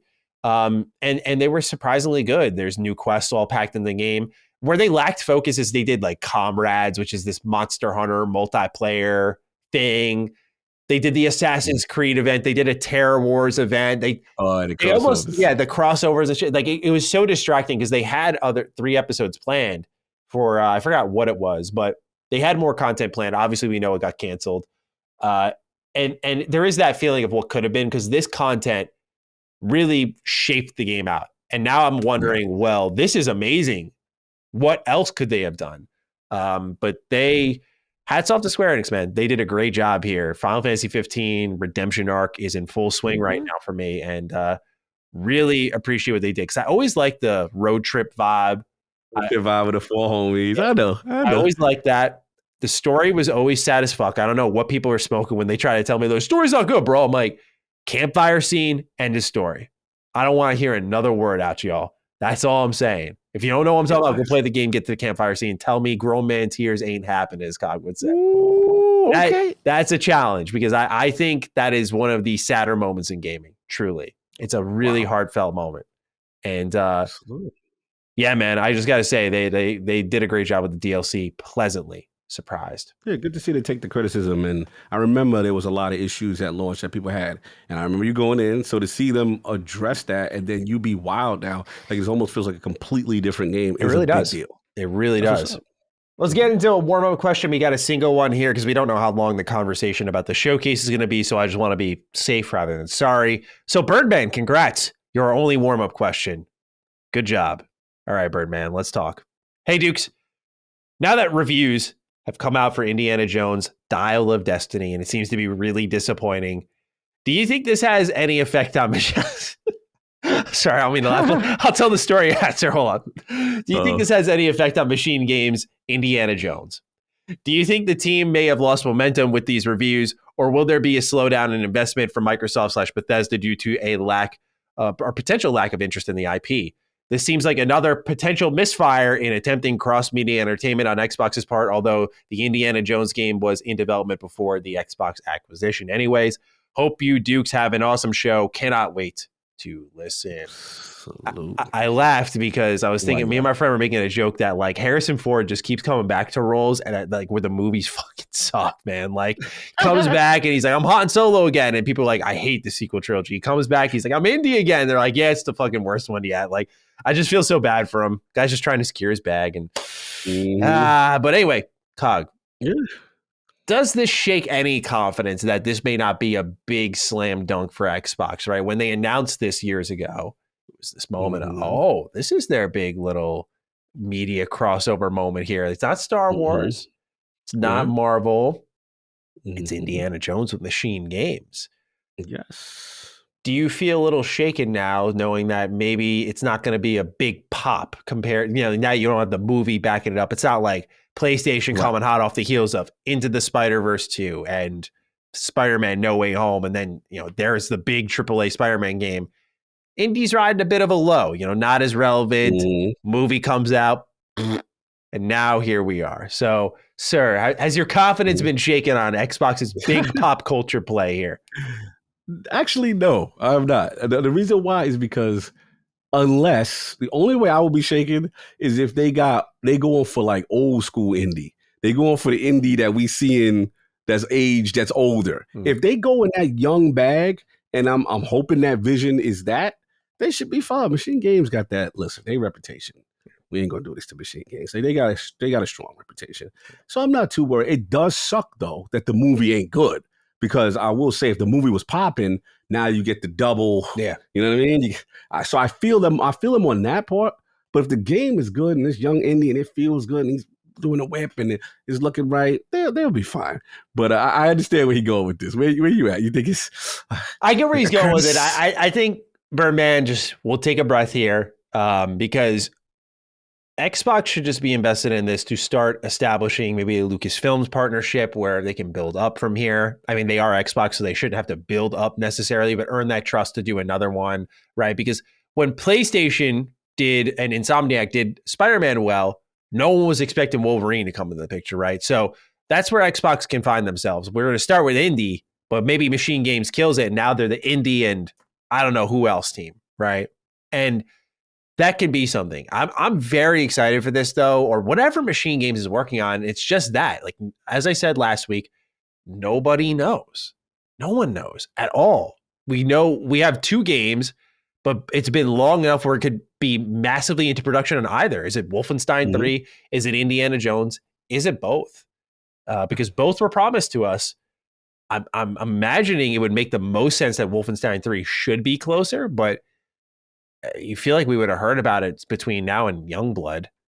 So who knows, man? Maybe they had to regather themselves after that reception and going to Indiana Jones was the right thing for them. But nonetheless, I'm very excited because outside of Youngblood, which I don't put all the way on them, Arcane was a little involved. I know. This was still in Arcane's glory days, but because it was a co-developed effort, but in a singular effort, Machine Games has always popped off. They've always been good. So they made us care about BJ Blazkowicz, which is like, like, how do you do that? How do you do that? Bro, amazing games, important character. The fact you can make someone care about that and flesh out that character is amazing. Bro, the Nazi moon mission in the first game, New Order, I think it was called. Oh my God. So cool with the futuristic weapons and whatnot. That game is one of the best first-person shooters. I don't think we talk about that enough. Yeah, they don't get enough credit. That first Wolfenstein game from them, 2 was amazing too. That story was what? Oh, what, bro? Yeah, but the first moment, I know what the moment you're talking about is. But the first moment, I was like, yo, what they doing out here? This is crazy. I know, right? Shout out to that game. All right, guys. Let's get it. It's big news time here. PlayStation Showcase. It came and went. The internet is in disarray because what seemed to be, I think, a very easy win for PlayStation, a fucking layup, was, in my opinion, anything short of that. It was really surprisingly bad in a lot of ways, man. Like they straight up had 2 years almost where there was nothing really going outside of state of plays. And they had to be aware that when you commit to a showcase, that's a statement into itself, right? Yes. And a lot of people were starting to realize, PlayStation and Xbox, y'all aren't too different in one way. We don't know what's next for either of you. And we're midway through the gen. So when this came up, we all thought this was our chance to learn about what everyone beyond Guerrilla and Sony Santa Monica is up to. Where's Factions? There's the rumored Uncharted game. We talked about Bloodborne earlier. What's Bend up to? Of course, we expected Spider-Man 2. What about these rumored pieces of hardware? Third-party partnerships that we know PlayStation specializes in. And this showcase, COG, had a stunning lack of gameplay and even hard release dates of any kind. There were so many title cards with not even windows.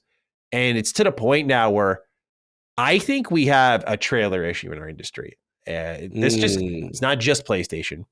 Okay.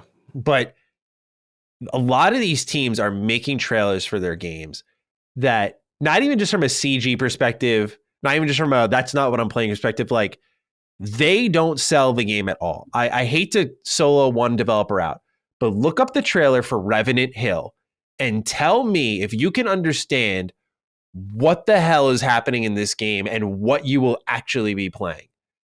It's a real issue in our industry because we're getting sold nothing in these showcases. I don't know, and I feel bad for these developers because I know they work hard.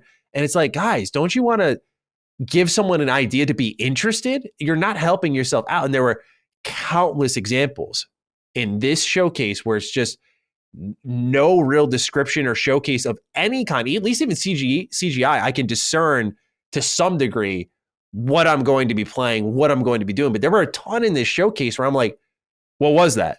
Where was the part that I was supposed to think about playing the game at least? Right. So with that blended in with three games had hard release dates in this showcase. Alan Wake 2, Assassin's Creed Mirage, and Synapse.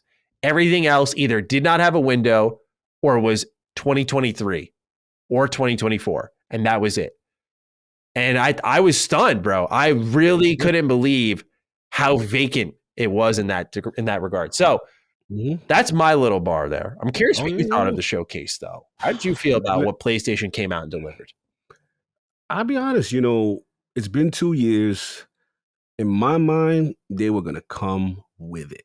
To me, this was the perfect moment to put the hammer down, to let the fan base know, we have all this great success and we are going to continue to widen this gap, with why you're on our platform. I thought the pacing of the show was not good.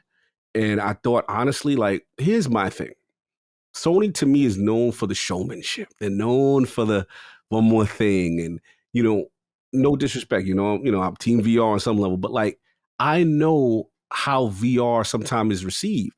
So to me, you have to push that towards the front, right? They had a lot of that towards the back. A lot of the issues I had was also things we already knew about. They really gave a lot of Final Fantasy 16. And I'm like, we just saw that, you know what I mean, kind of thing. And as great as Spider-Man was, again, it was the known quantity, that, again, we thought we would get something also in addition to that. They had some cool indie games, but I felt the pacing was bad.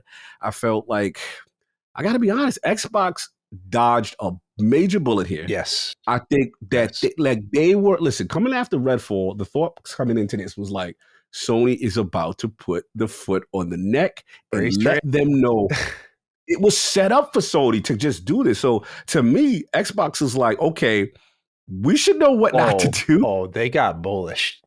Oh, now they're setting themselves up, bro. And they better not step on a rake out there, bro. It's gonna be held exactly. It'll be bad because they talk because you saw. Oh, they're talking shit right now. Oh, they talking. No, they talking. The Twitter account, there's like, oh yeah, by the way, all that you saw that they have, this is all on our platform, Metal Gear, this, that. Yeah, I'm they like, posted damn. a picture and it said, what a good looking group coming to Xbox. It's Immortals of Avium, Ghost Runner 2, Marathon, Snake Eater, Dragon's Dogma 2, Alan Wake 2, Plucky Squire, Teardown, Mirage, Neva, Cat Quest, and Talos Principle 2. I was just like, yeah, that was hard. Yeah. That was a hard moment. They was feeling bullish. They was feeling confident. They survived the bullet. And the key was that a lot of those games were multi-plat. That's what surprised me. There wasn't that. I'm used to the money hat exclusive that you look at the end of the trailer and you go, all right, waiting for the only on 1 year. And you didn't really get that a lot of the time. So yeah, this was not a solid show. I have to be honest. It's kind of one of their worst shows from a showcase standpoint because you make people wait 2 years for this. And I'm just like, nah, like, I think Spider-Man umped it up a point towards the end. Yeah, no doubt about that. If Spider-Man does not show up.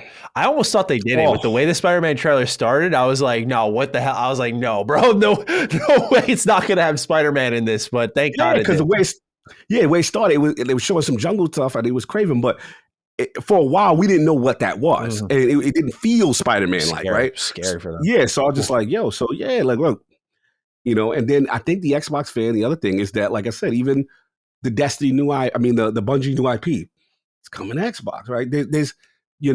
What this showed me is Sony values the marketing.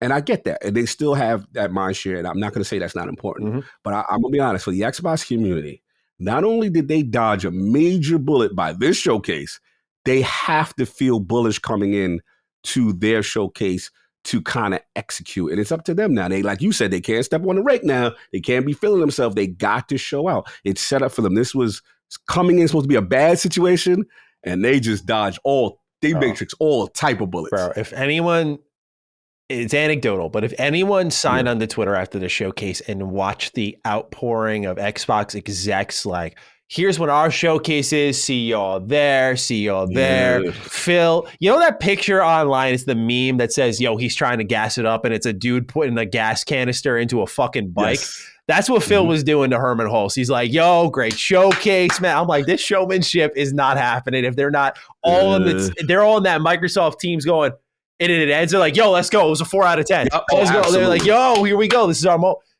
You could smell the energy. I'm not even kidding. You could smell that energy. Purely anecdotal, but like that energy that was online. Like I saw all these execs just hop on, like, yo, come to our show. Great job, PlayStation.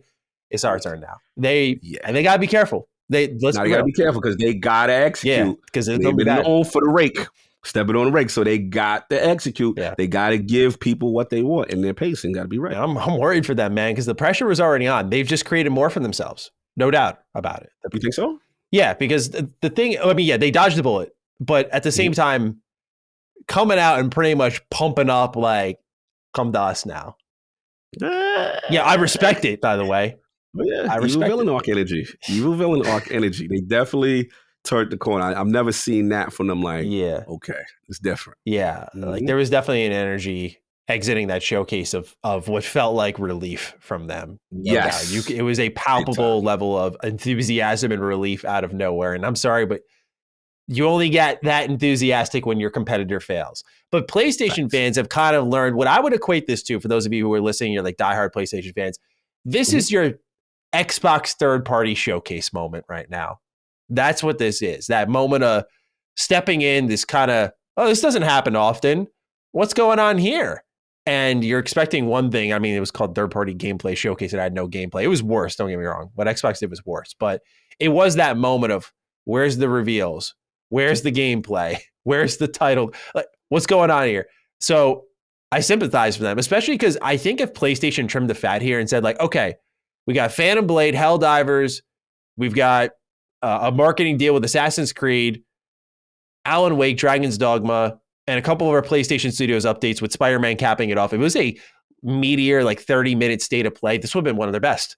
But it's everything in the middle that just drowned them, dude. It was terrible. Yeah, so we're going to get into that if you got anything else to say first. But no. Okay. That was pretty much it.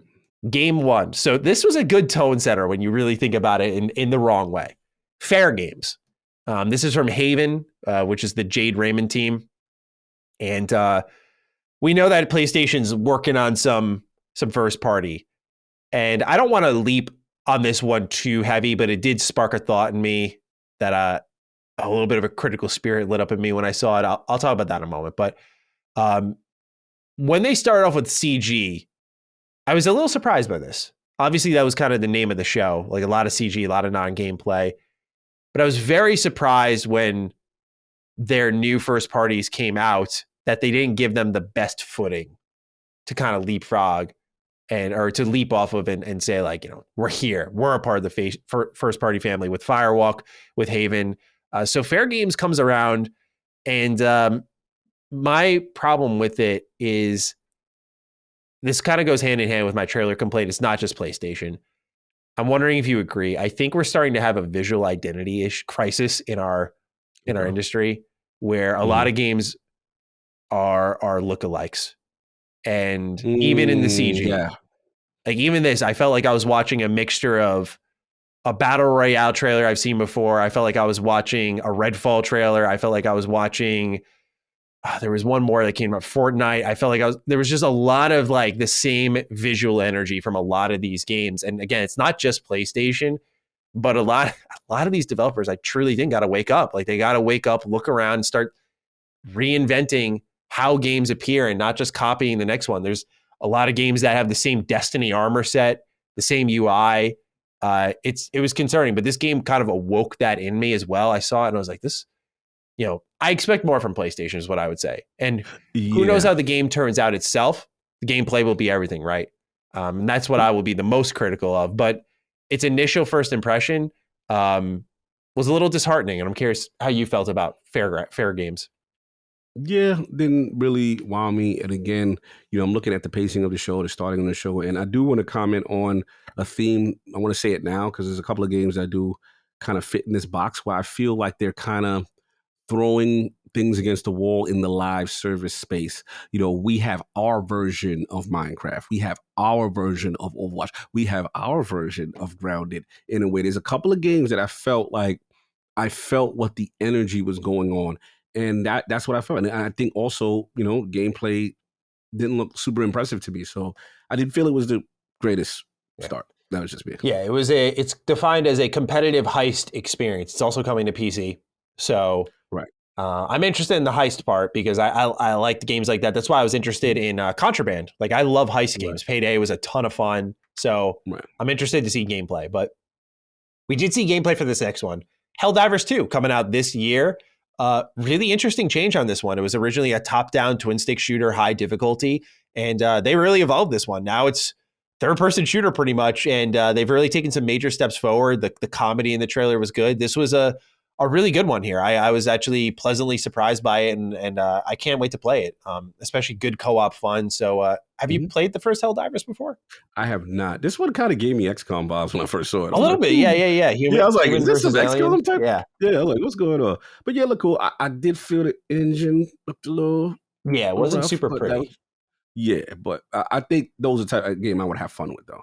Yeah, it's a ton of fun, especially because it's a high stakes type of co-op game. It's a high stakes, so like you can die very easily. I remember there was friendly fire in the first one, so it's a lot of like, yo, bro, why'd you shoot me? Like sessions get like that. It's a ton of fun. So if it's anything close to the first one, we should be good. But next up on the list, Cog, Immortals of Avium coming out July 20th. And I got to say, man, this was another one that looks great. We've seen it before, though. But we're talking about the first-person shooting Magic game that's coming from the EA Originals program, where they continue to really reinvent themselves. We saw Wild Hearts earlier this year from them, which was apparently pretty good. The kind of Monster Hunter-style competitor from, I believe it was Koei Tecmo. And then you get Immortals of Avium, which is this Magic first-person shooter. So how'd you like this one?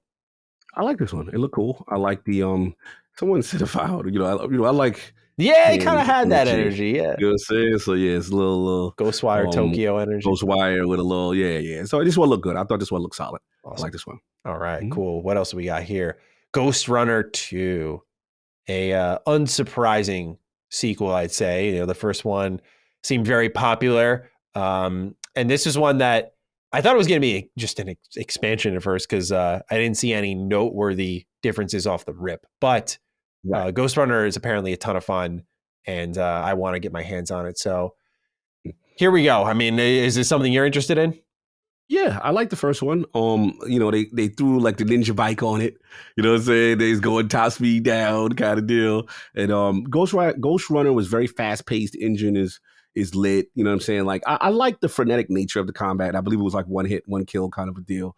And I did like what I saw. What's funny is I called it as soon as I saw it. I was like, yeah, that's Ghost Runner. I called it immediately. Yeah, you know it's pretty recognizable art style for sure. That like high future stuff. So. This one I'm very excited to get your opinion on. Phantom Blade Zero. Dude.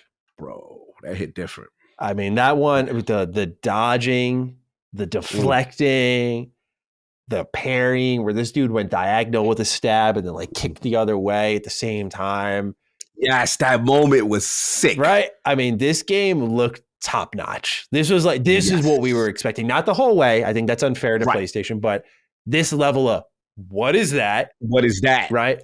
This game was awesome, dude. I cannot wait for this game. No release window, no release date. Unsurprisingly so, because, it felt like one of those when I was watching, I'm like, is this actually gameplay? Like some of the fights, man, looked unbelievable. But you, the gaming ninja, I know have much to say about this. So I would love for you to go ahead and tee off. The sword play was outstanding. What really impressed me was the speed of the sword play and the deflections and, obviously the traditional feudal style I'm always going to be a sucker for. The boss encounters look epic. It definitely feels soulsy a little bit, but it looked cool as hell. And they really got into the cinematics and they showed gameplay. Now, is this one exclusive? Is this one? Because this one looked like... Well, according to Xbox and their little imaging they posted, this looks exclusive. Yeah. Yeah, this one felt like Sony might have back truck up on this one because this one looked really good. Yeah. They call it semi-open world. Which I love the self-awareness in this blog post. They say Phantom Blade Zero unfolds in a semi-open world. We are aware that open world is the buzzword in these days, but with limited resources, we would rather present you multiple maps of a reasonable size and handcrafted and populated with diverse activities instead of one huge continuity full of repurposed / reused assets. So I love what they're saying here. And apparently this started off in 2010 as an RPG Maker game, which is, for those who don't know, like baby's first game engine that you start off with. Some people have made some cool stuff with that. I remember using it a lot when I was a kid. And then it said it was named Rainblood Town of Death. The process of making it was to escape from difficulties and frustrations life threw at me as I was studying architecture in Beijing, then New Haven. But then I returned to China and founded S Games to make more games. Rainblood grew into a whole franchise and picked up a new name, Phantom Blade, where most of these games were for smartphone and never released outside of China. Still, we've managed to build a fan base of over 20 million. And PlayStation, Xbox as well are wise to tap into the Chinese game development market. I mean, there's some good stuff here, man. Good stuff. Yeah, Phantom Blade Zero looks fantastic. I remember now the wall running and the kung fu moves were just outstanding. Yeah. Yeah, bro. I just double checking here to make sure. So as much as we can disclose at this stage as we work vigorously on the new PS5 game, there will be more news down the road. So unfortunately, no other release date information. Just yet. Sword of the Sea. I can't front. I'm going to quickly Google this one just to double check. Which one is this again? Oh, okay. This is the one with the Abzu artist. Yeah. Yes. This one looks pretty good. Pardon me. It looks cool art style. Yeah, cool art style. I like the Abzu guys. This is one of the ones I was like, all right, this is a cog, like, experiment. Touch this vibey game almost. Yeah, vibey game. Yeah. Definitely a vibey game. This one also seemed like one. I got a release window of 2023, the Talos Principle 2. And this one, you saw like a little almost android walking around. For those who don't know, Talos Principle is like a puzzle game, but it was like an android walking around these environments with like bending and whatnot. But this one is coming to Xbox, as we already confirmed. So if you're interested in it, you'll be able to play it there. But did you have any thoughts on this one? It looked okay to me. Not my It's type of okay. game. It ain't really. Yeah, same. It ain't really moving nothing for me, but I was like, all right, This one did move me though. This one, let's go. oh man, tears. I think it's Neva, Neva, or Neva. I'm gonna imagine it's Neva, but it's coming out in 2024. And this trailer was so sad, man. For those who didn't see it, it's the one where like there's the big deer dog. It's getting eaten up by these monstrosities, and she wakes up and she thinks it's a dream, and then she sees it passed away by her, and then the little deer comes in and they touch heads. Oh my God. I was like, this game, if I play, it's going to break me, dude. Like, I love animals and I feel they captured it so well, so quickly. It reminds me of Ori in a way, like how I felt about Ori is like that moment I just looked at it and went, this game's going to make me cry, isn't it? Okay, fine. I'll play ball. But yeah, man, Neva looks great. And I cannot wait for this. 2024 cannot come soon enough for this one. A little different for me. I don't know. Like I wanted to like it. I don't know something. You're over these artsy games, I feel. No. I love these artsy games. I do. For whatever reason, this one didn't connect, and I usually vibe towards these. I don't know. It was just weird. It was. I can't put my finger on it, and I'm willing to give it a second chance as you get closer. Because normally these games, COG do kind of gravitate towards, but for whatever reason, I just couldn't connect with it this initial showing. For me, it was just the animal lover in me. That was really got me, I think. Otherwise, it really does fit the bill of what I was saying with the other trailers. It was that I don't know what this is going to be. I don't know what I'm going to be playing. Right. I saw her draw a sword. I'm like, okay, so there's going to be gameplay, I think. I got a good feel for the tone, though, which is ultimately what I feel like we'll be there for. So very interested in that one. Speaking of animals, Cat Quest Pirates of the Caribbean is coming in 2024. This game looks cute. I was pretty interested in it. I never played the original, but this one looks good. Is this a creepy cog kind of game? Like stay away? Yeah, I gotta stay away from this playground right here. Not a cat love. I feel it. You know what I mean? It just wasn't vibing with me. Okay. I respect it. Yeah. I'll let you stay away from the park. I will go in though, and I'll enjoy the cats. You're of the right age. This is gonna be a good one. Foam Stars. This is a Square. When you saw Square Enix show up at the PlayStation showcase for the first time, I'm sure our first thought was, oh, it's time for Final Wait, what is that? Foam Stars. Nicholas Brillart writes in, greetings, mid-showcase Maddie and Lord Hold the Line Cognito. I left PlayStation showcase with a singular question. With the laughable announcement of Foam Stars, how long will Square Enix continue to chase the live service bag? And how will this journey end? Did they eventually find a winner? Or are we destined to see failed live service titles from Square Enix every other year until the whole company goes under? Thanks for reading and hold the line. Dude, King started a movement. A lot of our write-ins, a lot of people in the Patreon Discord, big on holding the line. They're big on also saying we're back. They love saying we're back whenever we're down. And then something goes right for us. It's like, we're back. We're here. So, Cog, Foam Stars. For those who didn't catch this one, it's your... I don't know who in Square Enix went like, yo, Splatoon? Oh, yeah, that shit's fire. Let's go make bubble bath? Like the director of the game was taking a bubble bath. He's like, yo, that'd be kind of fire. Wait, that's a great idea. I don't know who came up with this game, man, but it's such a Square Enix-ass game. Like, only they would come out with something like this, and only they would copy Splatoon of all games out of Nintendo's playbook. Sir, your thoughts on Foam Stars? Oh, you're muted. I was so confused for a moment. Oh, I'm sorry. No, you good. No, I said I was dying. Thanks for the catch. I was dying through this part of the segment because I'm just like, yo, what is going on? Like, and again, remember what I told you? I felt like some of these things were catching a wave, and I'm like, okay, this is their take on Splatoon, and here comes the live service bag, and this is kind of stuff that I remember talking with the Circuit Boys about. Like, we're going to see more of that. But this was Square. I was surprised to jumping back into that bag, but. Yeah, not the soapy rubber dub game in the tub. Like, I'm not there, bro. Like, that's creepy Maddie at the park, bro. I can't touch this. No. You know what I'm saying? Like, oh. Yeah. Yeah, they was losing me. I don't know. I saw an article from IGN titled, I got it right here, Foam Stars is the Persona Splatoon game we've all been waiting for. Okay. No. Hey, I hope I'm wrong. Look, I've been wrong a lot of times with these games that I think are stupid, and Fall Guys end up being a damn hit. So I've been known to not be in touch with the youngins. So hopefully, maybe this is one of those ones. But for me, I was like, wow, Square, okay. I am one of them, and I can confidently Ooh! say that this is You not going anywhere. This is going straight to the bottom of the MPDs, goddamn it. 4 stars. You're going to get lathered up when you play? They know what they're doing. Soapy anime girls? Come on now. Bro, that's what I was saying. We know who they're targeting. Exactly. God, man. Where's Carrick when you need him? He would fucking... Oh, he would go in. He would go in on this. I always remember a term from him. I forgot what game it was, but the term was ferociously masturbating. And like, I feel like it would have definitely come up for this game. People, yes, for sure. There's definitely a demographic for that. Next up, we got the Plucky Squire coming out in 2023.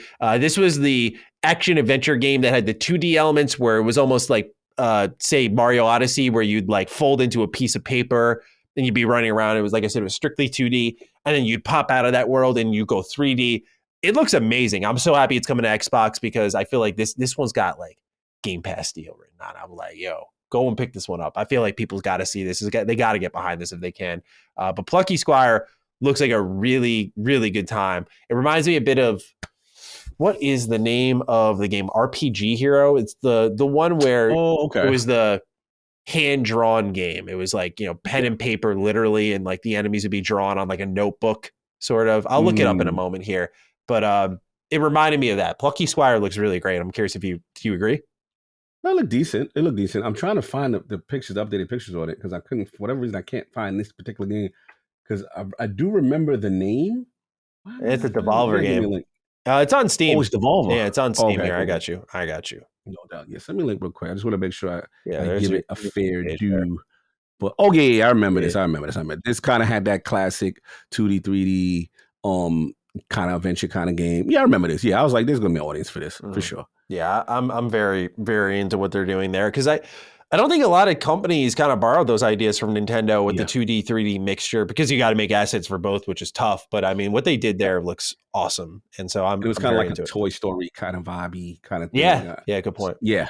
Mm-hmm. So Plucky Squire coming out this year. Also coming out this year is Teardown.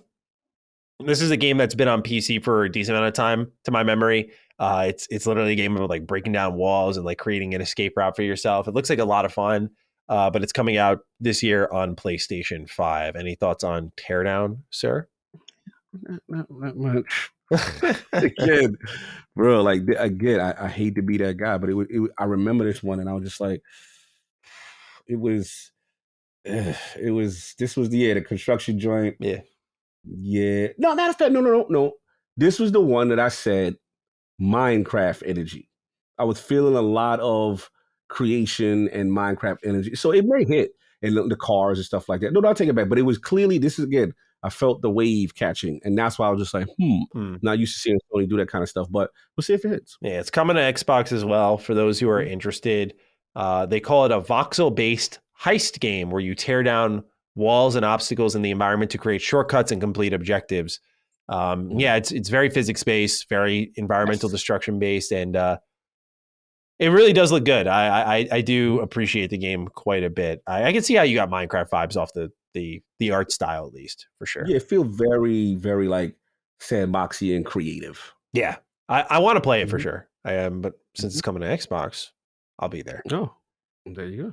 So this one was a bit of a curveball. Mind you, as we're going through this showcase, if anyone needs to kind of like get a feel of the time, we're probably at the halfway point right now. And as you can tell, we're struggling to get enthusiastic about a lot here. We had Phantom Blade, and that's really been it. Helldivers 2, that's really been it. So then this next trailer starts, and we're like, what the hell is this, man?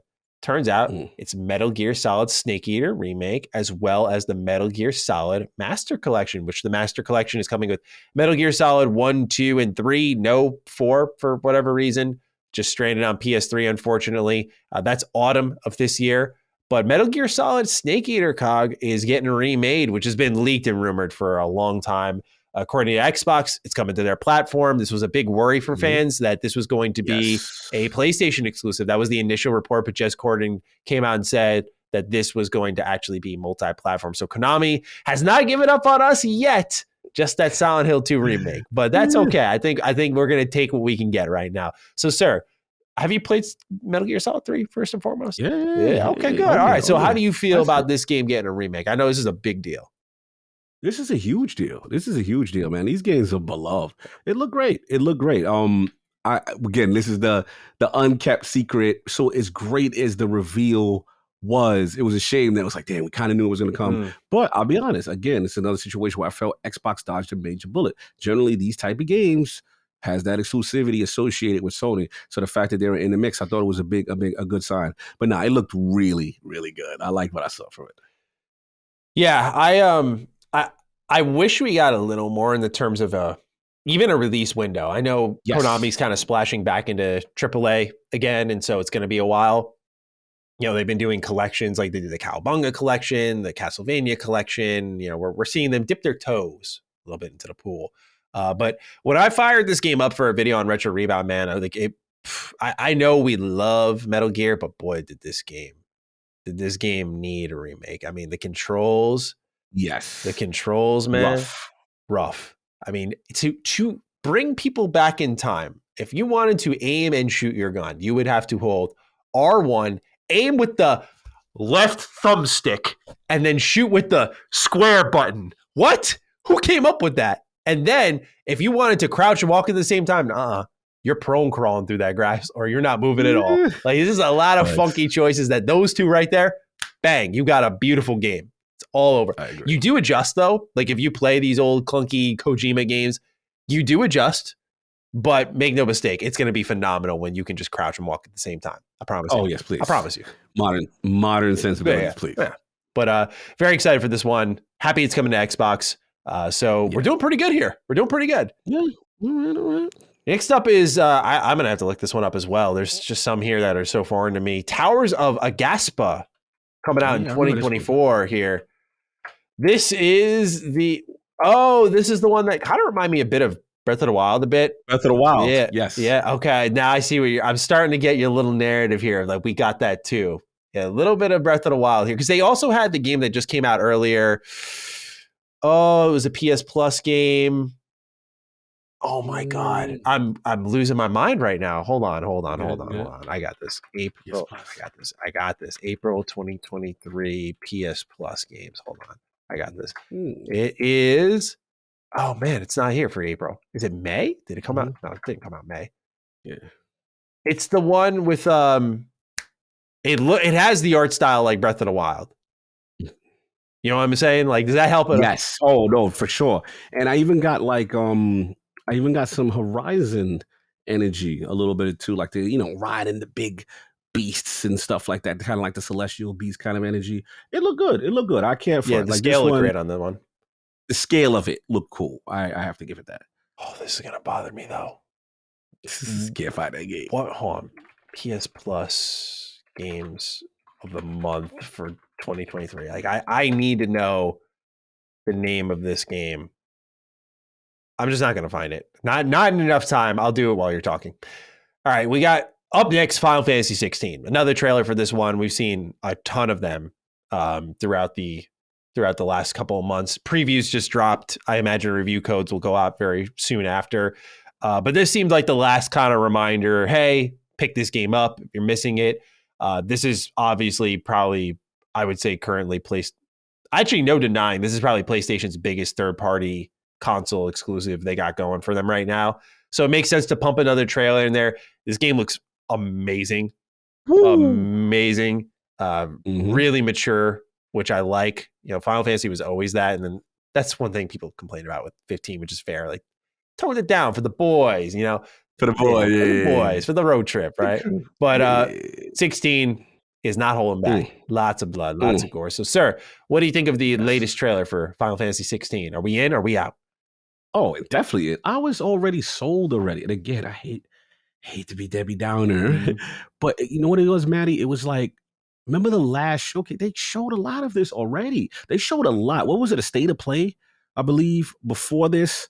They showed a lot of it. I'm almost they're so proud of it, no question. But I'm like, I'm at the point of overexposure. Like, bro, I know this is phenomenal. Like, you don't need to prove to me anymore. And I gotta be honest. Again, this is a PlayStation fan, man. Don't come for me. But it's just like I got worried that I see that much of it only because I was concerned. What else do you have to show if you're showing this again? That what was going on in my mind. This game already looks phenomenal. There was no need for me to see that much of it. I'm sold. You got my money. I'm in. Yeah. So that was my little thing. And I'm like, all right, let's see how it goes. But yeah. Talk about the next stuff. I am in as well, but I totally feel you on that. Like I almost reluctantly watched it personally because I've seen I skipped the last 2 trailers. I skipped the state of play they built around it because I'm like, yo, I've seen way too much of this game already. And they show another trailer. I'm like, okay, I get why it's here, but man, like at this point they had to have spoiled a ton for the game that I've managed to avoid. They're showing a lot. Chia was the game I was thinking of, by the way. Oh, okay. Gotcha. TCHIA, for those who are curious, free with PS Plus, very much Breath of the Wild style. Looks like a great game, but that was what I was thinking of. So Chia reminded me a bit of Towers of Agaspa. Got it.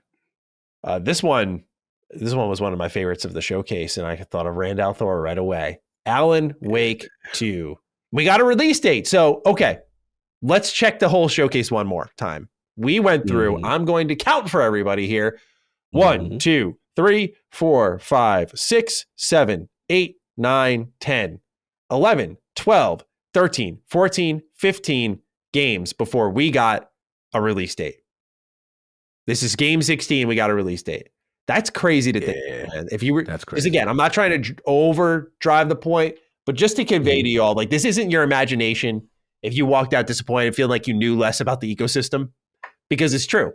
You didn't get any dates. So, Alan Wake 2, October 17th, 2023. Funny enough, in our show notes before this recording session, we were originally going to talk about it coming out in October because the voice actor for Alan Wake had leaked that. He said that it's coming in October. So this confirmed it. Perfect month for it, by the way, with the creepy vibes. Looks like there's 2 playable characters. Production values are high, but digital only video game. Yeah, what is going on, Remedy? What is Epic? What's going on? No physical for this game at all. Really, really perplexing. I will read the Q&A in a moment. Cog, I of course want to hear your thoughts on Alan Wake 2. And yeah, I thought it looked really, really good. And they have my homegirl.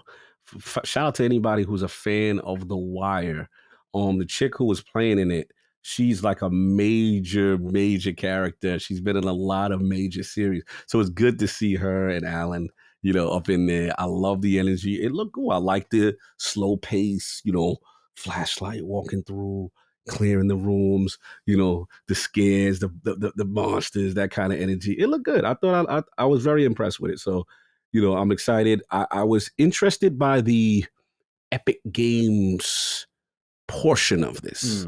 I was like, wow, Epic Games and Remedy kind of energy. I was like, okay, that's interesting that Epic is in, so I don't know what that part is about. And maybe, I don't know if that has anything to do with the digital. Epic's been involved in funding their games, but they have on their website an Alan Wake 2 Q&A. And they say, why is Alan Wake 2 a digital only release? They write, there are many reasons for this. For one, a large number of you have shifted to digital only. You can buy a Sony PlayStation 5 without a disc drive, and Microsoft's Xbox Series S is a digital-only console. It is not uncommon to release modern games as digital-only. Secondly, not releasing a disc helps keep the price of the game at $59.99 and the PC version at $49.99.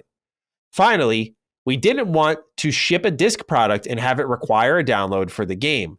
We do not think this would make for a great experience either. And currently, it says right beneath that, there are no plans to release Alan Wake 2 on disc. That is very interesting. Very interesting. Because you had me in the first half, like, oh, we want to keep it at 60. Okay. Okay, you're talking my language a little bit there. I don't mind saving $10. But then they say, well, we don't want to ship the disc product and have it require a download for the game. But we're downloading the game either way, friend. Right? Like, we're downloading patches that are inevitable, unless you plan on shipping the game and just moving on. That's it. I imagine we're downloading patches no matter what. So you can't as much as I, the old head, would like to avoid the modern sensibilities of how the infrastructure works and that we need to patch our games, we need our day one patches. I love the mindset here, but at the cost of not preserving your product on disk, I don't know, man. Yeah, that's Questionable. You different. put too much effort into That's that to different. have it just be vaporware. I don't know. For a big title like this, I that was different to see that there's not going to be a digital release. Very strange to me. Yeah. I would love more insight on why that is happening. It's good perspective on how much money they put into the disc side of things. Yes. But I don't know, man. Very curious decision. But Remedy is full of that. I can't put my finger on what, but they did something funky around the control. Oh, it was the Control Ultimate Edition and not being able to upgrade and having to rebuy the whole game. Yes, remember that? So Remedy and whoever they partner up with, 505, Epic, they just got some strange bedfellows, don't they? What's going on? We got another October game. So back-to-back release dates here. Assassin's Creed Mirage, bro. October 12th this year. I thought it looked great. I really did like how they returned to that old school Assassin's Creed vibe. I thought of you right away when I saw him sitting on the bench, blending in with the crowd. I was like, oh, there he is. That's what COG wants to see. So I know you've been really clamoring for that old school AC vibe. It looks like it's here. What do you think of our first look at gameplay finally after all these leaks, all these rumors for AC Mirage? Looked really good. Classic feel, man. This is what I want. And the stealth and the blending in bit. I thought it looked I thought it showed well. I really did. And it's good. Shout out to them. They did looks like they got the marketing right for this game. And yeah, man. I was like, okay, you got me on this. You know what I'm saying? Like, this is the Assassin's Creed I fell in love with. So yeah, I'm in, man. I liked a lot of what I saw. Yeah, I'm ready for them to go back. I really did enjoy their kind of stretch into new territory. I think Odyssey was a really good breath of fresh air, no matter what people say about the bloat. I think that was one of the best games they've actually made. I thought Valhalla is at this point I would call it underrated because of how much people hate on it. I thought it was really enjoyable, just pretty long-winded, no doubt about it. Yeah, just the length. That's the only. But and I get that. But going now is like a good time. Like even I, as someone who liked those games, Origins was also solid. I'm like, okay, let's go back to the basics here. Let's go back to being an assassin. Let's go back to tighter games. And it feels like they're right in sync with what their audience wants. I have, unless this ends up being a technical disaster, I feel pretty confident in saying this game will do really well for them. I don't know if it'll bring their head above water, but I think it'll do well for them.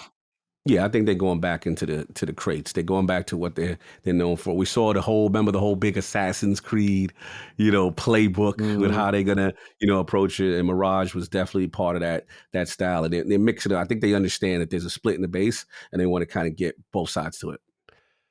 Next up, COG. This is the game I critiqued the trailer on. Revenant Hill. It is the latest game from the Night in the Woods developer. And as much as I'd love to talk about the cat game, I don't know what else there is to say. I don't know what the game is, not even from what I've seen, but all I see online is you're a cat that's fallen on hard times and you're forced to do odd jobs to pay the rent on the wet log he calls home. Okay. That's your game. That's the game, yo. Yeah, grow crops and sell at the secret market, put down roots, run through fields and trees. Okay, make enemies. I'm at the PlayStation blog site. They got a little bit more on it. But I agree with you. When I watched the trailer, I didn't know what was going on. Like, I didn't get a sense of any of this. So I had to go after the fact to get it. But which most people aren't going to do. Definitely. Yeah, not for me. Yeah, same. It's a shame too, because again, I don't think the game looks bad by any stretch. It's just, give yourself a leg to stand on. Come on now. Yeah, no, I agree. All right, Grand Blue Fantasy Relink is up next here. This is coming out winter of 2023, so not too far off. And this one looks really good. I was pretty impressed by it. It reminds me a lot of the Tales of series. I know Grand Blue's come around before because Grand Blue, they did a versus game, Fantasy Versus, and Psy Games also published that one, and that was pretty good. It reminded me a bit in art style of what the Guilty Gear games have done, a little bit with Arc System. But yeah, Grand Blue Fantasy Relink looks like a really great time. It's an action RPG. And there's apparently co-op in this game. You can do 4-player co-op. So wow. I remember seeing a Grand Blue game online that was only available in Japan. And I'm glad they're making their way to the West a little bit by bit, and making some console games at that, not just expanding with their mobile stuff, which is where I think they first found their footing. But yeah, Grand Blue Fantasy Relink looks awesome. I'm curious, do you agree? Do you think this is one that will win over Xbox fans? Although I don't believe, it's not on this list here. Sorry, Xbox fans. I apologize. I got ahead of myself there. Okay. Yeah, apologies. This is Apologies. This is all PlayStation. Yeah. No, it looked good. It looked really good. I thought for whatever reason I was getting Xeno gear vibes too. You know what I'm saying? But the art style looked really cool. And I was like, oh, this looked like one of them RPGs that I was thinking of you. I was like, this is so baddie right here. Like, this is so baddie right here. Nah, it looked good. I cannot front on. I didn't know it had co-op. Did not know it had 4-player co-op. Yeah. Again, something that it was kind of conveyed in the trailer, but you couldn't really tell because of how framed the gameplay was, but looks really good. Mm-hmm. After this, we got Street Fighter 6, kind of like in the same boat as Final Fantasy 16. What more is there to say on it? Anything you'd like to add on top of it? Yeah, it looked good. I think they had some type of, I don't want to say critical player mode or something, but they kind of like show them like in the little square thing, doing the, the life, the day-to-day kind of questy kind of stuff. The NBA 2K career mode. Yeah, they look NBA 2K. Your man had to jump. So I'm like, is he about to play basketball or is he fighting? Like, what's going on? Like, I did peep your man. I was like, yo, he looked out of place with the suit. I know what you're talking about. I thought the same thing. I was like, all right. Well, look, it's Street Fighter, man. This thing's going to be amazing. But to your point, stuff I kind of knew about. Not trying to take no points away, but, kind of knew about this. And, I just like, okay, cool. It's coming. That kind of issue. This game looked awesome, but it's really far away. Ultros. It is a psychedelic sci-fi side-scroller game coming in 2024.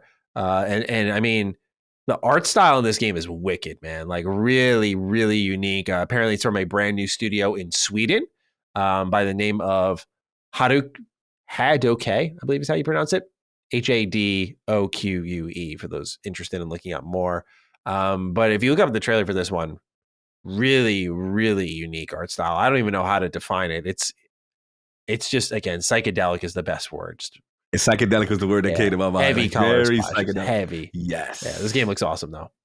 Yeah, this look cool. I did like this one. I remember the more I saw of it, the more I'm like, okay, I like what they go. What a color palette. Like, it is vibrant as hell. That's going to burn your eyeballs if you're playing on OLED. Oh, for sure. Oh my God. You're going to be seeing green. Tower Fantasy's up next. This is I believe, competitor to the Genshin Impact, Honkai Impact style games. So with gacha style, JRPG, openish world style games. It's personally not my cup of tea, but it's coming to PlayStation 5, and it's the type of game I would like to try to get into, but I just can't. Like, I've tried these types of games and just doesn't work for me. Life stealers. Doesn't work for me. Look great. Look great. Gave me a Genshin Impact, a little bit of Phantasy Star Online energy. I thought the art style was really cool as well. But yeah, these are the games I'm like, I can't. I got too much going on. There's no way I can commit to something. I feel you. So then comes my savior. Capcom riding in on the white horse with the golden mane and hoisted above their head, Dragon's Dogma 2. Oh my God, man. Oh, this game looks great. I was so pleasantly surprised that they were going to have gameplay. This is one of the authentic, moments. They got me. I didn't see that coming. No release date, unfortunately, no window even, which was a little surprising. But I mean, dude, I know it had a little bit of jank to it, which I kind of liked because I thought that's what made the first game special. It was like kind of methodical because it was very Monster Hunter-like, but also just Skyrim-like too, with its open world traversal. But they were showing off the companion system again. And that companion system is a game changer. People are about to learn real quick how awesome Dragon's Dogma is, because for those who don't know, like the first game, it looks like they're bringing it back in the second one because they showed the stone that you summon your companions at. You make your character and you make your pawn. And so as you're exploring the world, you're going to hear them talking. The first game had some issues where they talked too much until Dark Arisen came around. But you're going to hear them talking and they're going to make note of stuff like, oh, there are harpies in this area. Oh, there's this food here in this area. And what happens is as they collect this data, you upload this information to this pretty much summoning stone that other players go online. They're like, okay, there's Maddie's pawn, whatever I name him. Let's say I name him like Spider-Man. They're like, oh, there's Spider-Man. Okay. I'm going to download him as my third party member. I'm going to download Cog as my fourth party member. Yes, she was telling me. Yeah. This. And then like, as we're running around, let's say we go to that Harpy area that my pawn was at, Spider-Man. He will call it out before they get there. They're like, careful, there are harpies in this area. It's that moment of like, the world is lived in almost. Like the characters have, I should say, lived in this world before, and it brings to life that experience. And now to do that, that was on the 360, 2012. Yeah. So now we're talking all this time forward. Even if it's the exact same, that system is timeless. But I cannot wait to see what they do here. So they showed that. They showed a lot of the open world. They showed a lot of the combat. Went OD on the particle effects. Like they showed a big meteor coming in and boom. Awesome. They poured some budget into this game. So I'm happy Capcom is bringing some love to Dragon's Dogma 2. Crazy that this game exists even, but I'm just so happy it looks great. What did you think? Because I'm not sure if you've played the first one at all. No, I've never. You and my boy, shout out to my boy Nick from LordsGaming.net. He goes so hard for this game, and I've never played it. So it's like it's a when tough I seen recommendation. It's very. It is. You got to have some patience, I think. If you have patience, you'll love it. But if you don't, like this game, unforgiving in the beginning. I think throughout the whole experience, honestly, like there, at least in the original version, it's not this way anymore. But the original version, there wasn't fast travel. You had to run that map yourself. And And I mean, I was a high school student. I had time for that. Now they have it though in Dark Arisen, and they'll undoubtedly have it in the sequel. But yeah, man, I feel like you would. I feel like you would like the ideas here where Dragon's Dogma 2 you should keep your eye on. I'm sure you already are, but like I definitely feel like it would catch your attention. Yeah, this definitely got my eye. And like I said, you as well as my man Nick, huge fans of it. I definitely like what I saw. And then I'll be honest, this was when I was a little concerned that I was like, did PlayStation snatch this one? Like, I understand how revered this series is. Yeah. And that one also, I felt they dodged a bullet with this one as well. That, Xbox was quick on the trigger and say, oh, no, it's coming. Yeah, kind of energy. Next up, we have Five Nights at Freddy's Help Wanted 2 coming late 2023, which I got nothing to say, sir. You? Yeah, nothing much of significance here. I'm okay. We have a burst of PSVR 2 games, so let's go ahead and rip through them all at once, and then we can discuss whatever ones is Lord VR. Yeah. Yes. RE4 Remake is in development for PSVR 2. Arizona Sunshine is coming to PSVR 2 this year. PlayStation joins the Crossfire team with Crossfire Sierra Squad. They probably saw Crossfire X and they're just like, fuck. Is the ink dry on that? We undo that? Oh man, that definitely got a lot of chuckles in our chat while that was on the screen. Same here when I was streaming it, bro. A lot of people were like, "Oh, they're about to learn." The game actually, because here's the thing, the game actually looked good, but I thought the same thing with Crossfire X's campaign. I was like, "Oh, like a COD competitor for Xbox? Oh, interesting." And then, well, we know what happened. So yes, Crossfire Sierra Squad coming to PSVR 2, Synapse for PSVR 2 coming July 4th, and Beat Saber Queen Pack is there for PSVR 2. So anything stick out to you? Because Synapse to me was like the real one that caught my attention. Yes, that was the one. Synapse, the manipulation of the environment, moving, throwing them at enemies. I thought that one showed the best for them. Arizona Sunshine is a huge VR game. And Sunshine 2 is big for them to get that. Beat Saber, I know people don't care about Beat Saber, but that is like the number one How could you not VR game. Come on. That's like, you know what I'm saying? Like, yeah, so they showed me a commitment there. I was hoping the Half-Life Alex. I didn't see that. I thought that would have been a cherry on the sundae to really show, you committed. I don't know what the logistics is as far as getting that done. And then Resident Evil 4, I thought, looked well. The Resident Evil 4 kind of VR in development. So, yeah, I thought it was solid. I felt they could have did a little bit more, but it wasn't like terrible what their VR presence was. But again, like I said earlier, I didn't like, even though I'm a fan of VR, I don't like the placement of all of this towards the end of the show. You're supposed to be building up, and there's still a subset of people that are like, fam, I'm not here for this. Like, get this out the way early. You know what I'm saying? And then build. So that was my issue. I was shocked they spent so much time towards the end. Yeah, man. It's a good slate of games for sure. I just don't know if there's anything in there that's like a killer app that necessarily is like, I got to go get PSVR 2. And they've definitely been pouring games into it. Like, I wish they gave the Vita this much love, man, because they were just, they kind of just came and went with it. But I mean, they're really throwing some good looking stuff at VR2 that makes it look compelling. But they definitely need a couple of more of those defining pieces, I would say. Pardon the pun, Duke. But I like that. I like that, boss. Yeah. All right, Kyle, this section's all you. All you. You're going to educate me. Bungie shows up. We got Marathon, which this is new to me. I didn't know this. I thought this was a new IP, but it's not. There's a 1994 game, and looks like a first-person shooter, arena shooter. And then they also showed Destiny 2, The Final Shape, with Cade 6 being back. And I thought my man passed away in a marketing piece and got put in the vault, but he's back. So, of course, this is all you, brother. I mean, this is all you. So go away. Go ahead and go crazy. Yeah.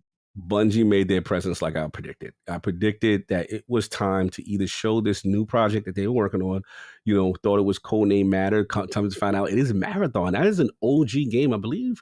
Staten and the team kind of worked that. So I like the designs. Obviously, it was more conceptual, you know what I'm saying, more than anything from what we saw.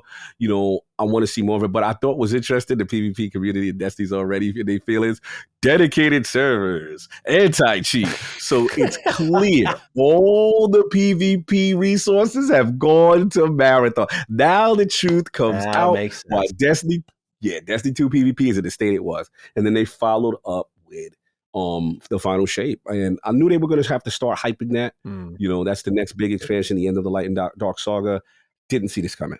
Cade is huge. And the fact that they got Nathan Fillion back to reprise the role, to me says two things. One, we got to be honest, the loss of Zavala, Lance Reddick is huge. I do think, I know a lot of Disney fans are going to hear this, I do think they're going to replace that voice actor because the character is too important not to die off.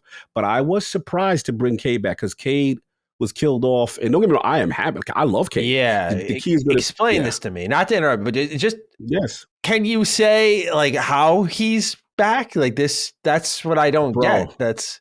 Yeah, this is... I gotta be, I don't want to say they jumping the shark, but it's like, yo, you clearly showed his ghost dying and then, him getting killed. So without a guardian doesn't have his ghost, they can't be resurrected.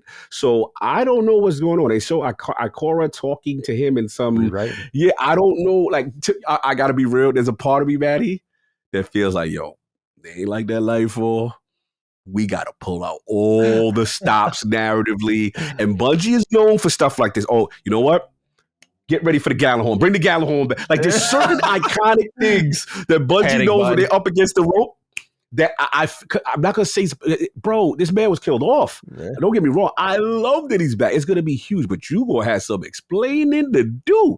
I don't know how he's back. But look, salute. It's a big moment. The Destiny community, all hunters are going to rejoice that he's literally the most popular and favorite character in Destiny. It's not even a question. I'm not a hunter, but I like the Cade. Cade was hilarious. So, and Nathan Fillion, his schedule, to commit full time to Destiny, that's why I feel this is PlayStation money. That's gotta be. I completely feel Sony. I mean, Bungie went to Sony. They had a situation with Lance.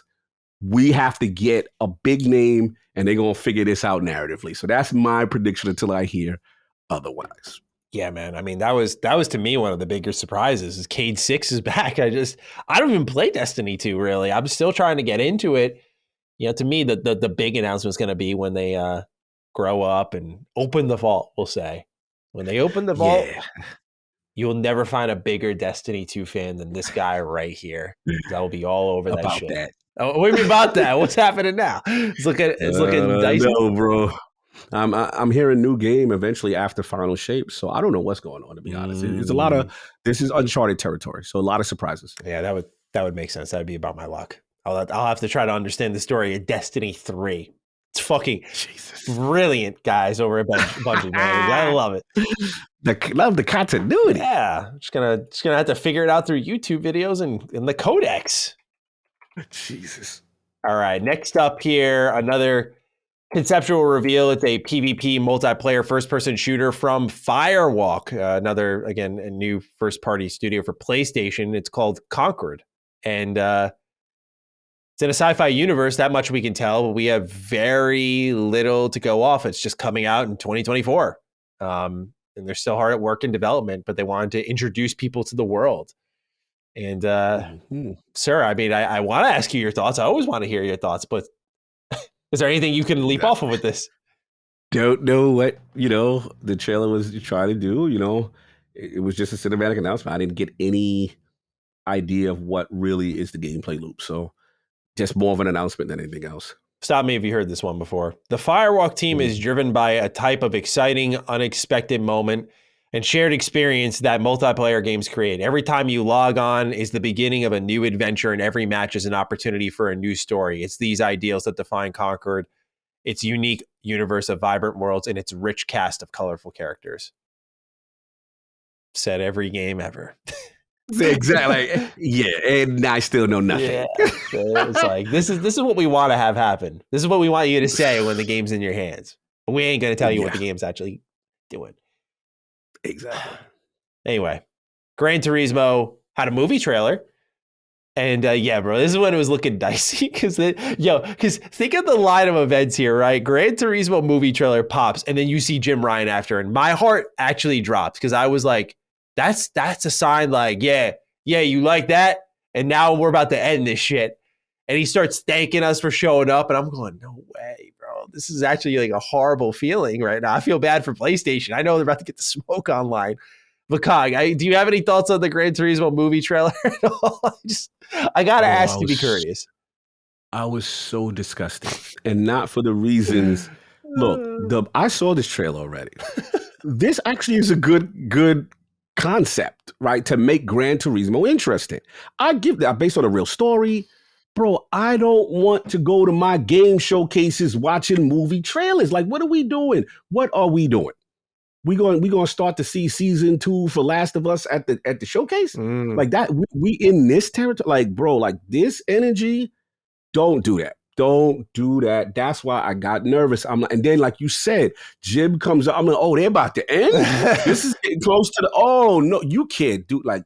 I was legit disgusted. I was just like, what is going on? Like, this is where you feeling yourself. This is where the complacency. You in the lead, and you know what I'm saying. You dancing in the mirror naked, and you thinking your moves don't stink. Like, bro, this is not it. I don't ever want to see a game movie trailer on a game showcase. Xbox, please don't do that. I don't care how popular the movie is. Show that in a separate thing. Do not show this in a show. I was legit disgusted. I am not going to hold you. That was the first time I was irate. I was like, nah. That was the first? Wow, God bless.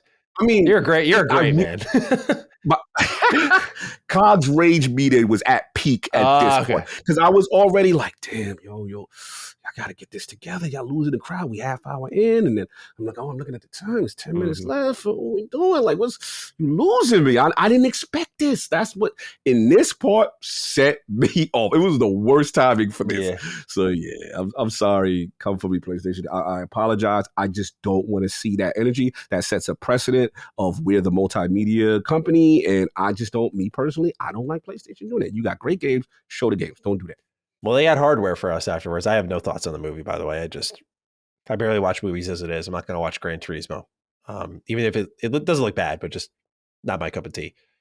So they come out and they show off the PlayStation Q Lite. It's real. We expected it to be real based off Tom Henderson's report, but it is there. They called it Project Q, and they said that they'll talk about it more later this year. It's literally 2 halves of the DualSense on either side attached to a tablet.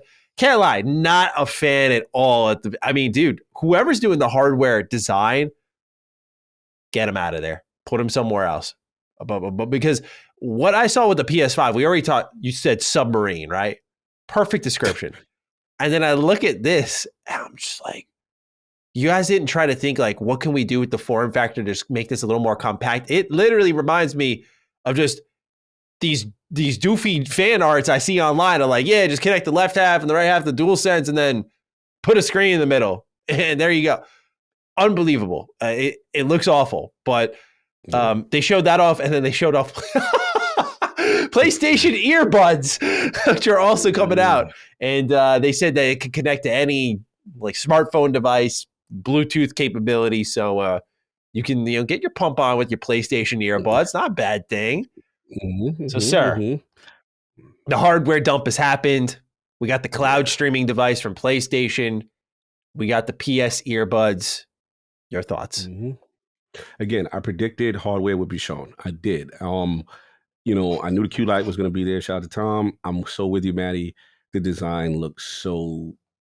It's got to be. It looked cheap. It just looked like, you know, how like the Switch Joy-Cons are. It's like someone literally copied the Switch Joy-Con. They ripped one side of the DualSense, snapped it on, and then it was just like that tablet screen, and it just didn't look visually appealing to me. You know, I'm curious to see what I'm curious to see what the price is. I will say that. You know, I want to know if they get it into that nice price range. But yeah, I'm very curious about that. And then the earbuds is, you know, the earbuds. So yeah, like this again, pacing. Don't want to see this stuff at the end of the show. You're supposed to build the crescendo, do the Sony thing, get everybody at the time. And then granted, there's one more that we're gonna get, but yeah, this is when, you know, it was really going downhill for me. The Q Lite makes sense. The earbuds made zero sense. This to me was that, like, I just scoffed. I'm like, what the fuck are we doing, guys? Like a set of earbuds? At least like gamer headphones, even I could make sense of. I'm like, oh, okay, surround sound, but like, y'all are promoting like gym wear at this point on the show. I hope the statistics, really 3D audio. In fairness, I didn't see the statistics. Maybe it does something special, but there was nothing I was interested in. So, Cog, it brings us to the final game, right? He says we got one more game to show you, and I won't lie. You know, I am a huge Spider-Man fan, but there was that almost separate from the game showcase sour taste in your mouth. The last thing's going to be the thing that I thought would be like the obvious thing where we would have the big surprise at the end that we've never seen before and get everyone talking. Yes. It ends up being Spider-Man 2, which looks phenomenal, dude. Wow. The two Spider-Man being playable, the symbiote suit in action, Kraven the Hunter more mature, the angry Spider-Man bringing out that Yuri Lowenthal, Sasuke Uchiha energy, the actual. Want to talk about being cinematic, what they said KOTOR Remake wasn't. This game absolutely is. The mission design, the flow, some creepy vibes at certain points with these villains. I mean, what a great showing, really. Like, you want to talk about just being sold in a couple of seconds. That moment when Peter pops out with the symbiote suit and he is pissed. Bro. So good, bro. Please shower me with what you're thinking on this game. Yeah, it looked phenomenal. I mean, this is what I expected. You know, Peter showed well the symbiote suit, you know, grabbing up 4 enemies, smashing them to the ground, just looking crazy. I love the angry tone of him in this suit. You see the mental symbiote influence on him, you know, Miles trying to steer him. I felt Miles showed well. I like that little creating a trapeze walk kind of a deal. Yeah, he was shooting over people. He was flying too. I forgot. Yeah, bro. The gliding. There was a period of water surfing that was ill. Like it was. You had Lizard in there. You know, Kraven. I thought showed well. They threw me on because I was okay. I was like, what game is this? I was like, is this? I noticed Spider-Man. I thought they were going to go with factions for a moment. Like when I saw the blood on the leaf, I'm like, oh, okay. But then I saw the face and I'm like, that looks really good, but that's not Naughty Dog fidelity. Correct. And that's what threw me off. Correct. But yeah, this looked phenomenal. I can't take anything away from it. You know, this is going to be, you know, their blockbuster for the fall. I thought it was interesting. They did not throw the September on this. Yeah, fall 2023. Fall. Yeah. Very interesting. To me, that shows maybe they're thinking about movement and placement. And, you know, again, I'm really not trying to be Debbie Downer here, but it's just like, I knew this game was going to be phenomenal, right? So it's just like you said earlier, you know, I was just hoping this is like a little earlier and it was the last thing was something we didn't know about. And then you go, oh my God, they got this exclusive only on, you know, and I didn't get that. So there's a part of me that was just a familiar energy. And I think it affected my score. Not that I wasn't excited. This game looks amazing. It's going to sell like hotcakes. Let's just be clear. Like this is going to do massive numbers. They make no Oh mistake. god. And Insomniac's in their bag. But that was just like, bro, if it wasn't for this, it was whoo. This was a major, almost a 2-point bump up for me. Like that, I'm gonna be honest, that's just where I was with It's it. it's that type of game. It was a totally different showcase without this game. The yes. presence it had, the absolute dominance it had, like like we see a lot of AAA games, but there's no doubt like Insomniac gets Spider-Man. I mean, growing up, man, we were lucky if we got a good Spider-Man game. Now we got a game with multiple playable Spider-Men in a open world. They even figured out traversing the water, man. Insomniac is solving everything. They solved the camera issues themselves. They solved the lack of gadgetry. Now they're solving getting over water. They solved getting through Central Park, bro. They have solved every conceivable Spider-Man game-centric issue. I cannot praise them enough for what they have done. And now you're making 2 playable characters. Dude, what I said, I think I'm right. They haven't really confirmed it yet because we did see it switched in the mission. But I'm thinking it's going to be like GTA 5. Like, I think you're going to pull out and you're going to switch to Miles and he's going to be fighting crime. Like, he's going to be in the middle of it. Okay. And you're going to pick up their lives doing different things. So you're going to be web swinging around and you're going to see one doing the other. Like, that came out wrong. You're going to see one fighting someone else. You're going to see him banging on the rooftops. Little too intimate, Spider-Man. Was that a Freudian slip? Is this what I want to see? I bet you're going to see one fighting someone else out there. Point being, though, is I feel like you're going to see them maybe interacting in the world in this really unique way. And if it ends up being even close to that, which I hope it is, I mean, that's already a special looking game. They managed to make, I don't know if you agree, I mean, we're both residents, so it's also, I think, the more significant. They made New York City look and feel very different. I don't know how to describe it. Like some of the locales we saw didn't feel like the typical New York City fare that we see in these games. Even when Miles was zipping through it, it just, when they got to the harbor area, when they were in, trying to think of what that, it kind of reminded me, maybe kind of like Harlem. I couldn't tell, but when the demo first starts off, damn, I'm trying to remember now. Yeah, he pops out and it's more like a residential district, not busy, packed streets and whatnot.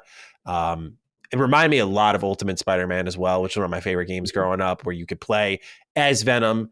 There was that kind of story. So I feel like this is their moment with Kraven the Hunter in. Yeah, bro, they got a good little setup going on here. I love what they're doing here.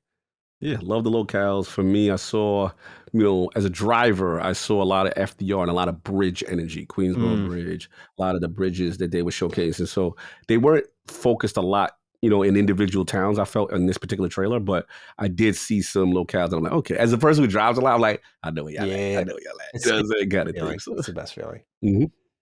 So, Cog, that's it. That's what the PlayStation Showcase brought us. Came and went in a flash, and Phil Spencer's sleeping pretty well, I think. Like, I'm not even kidding. I am not kidding, man.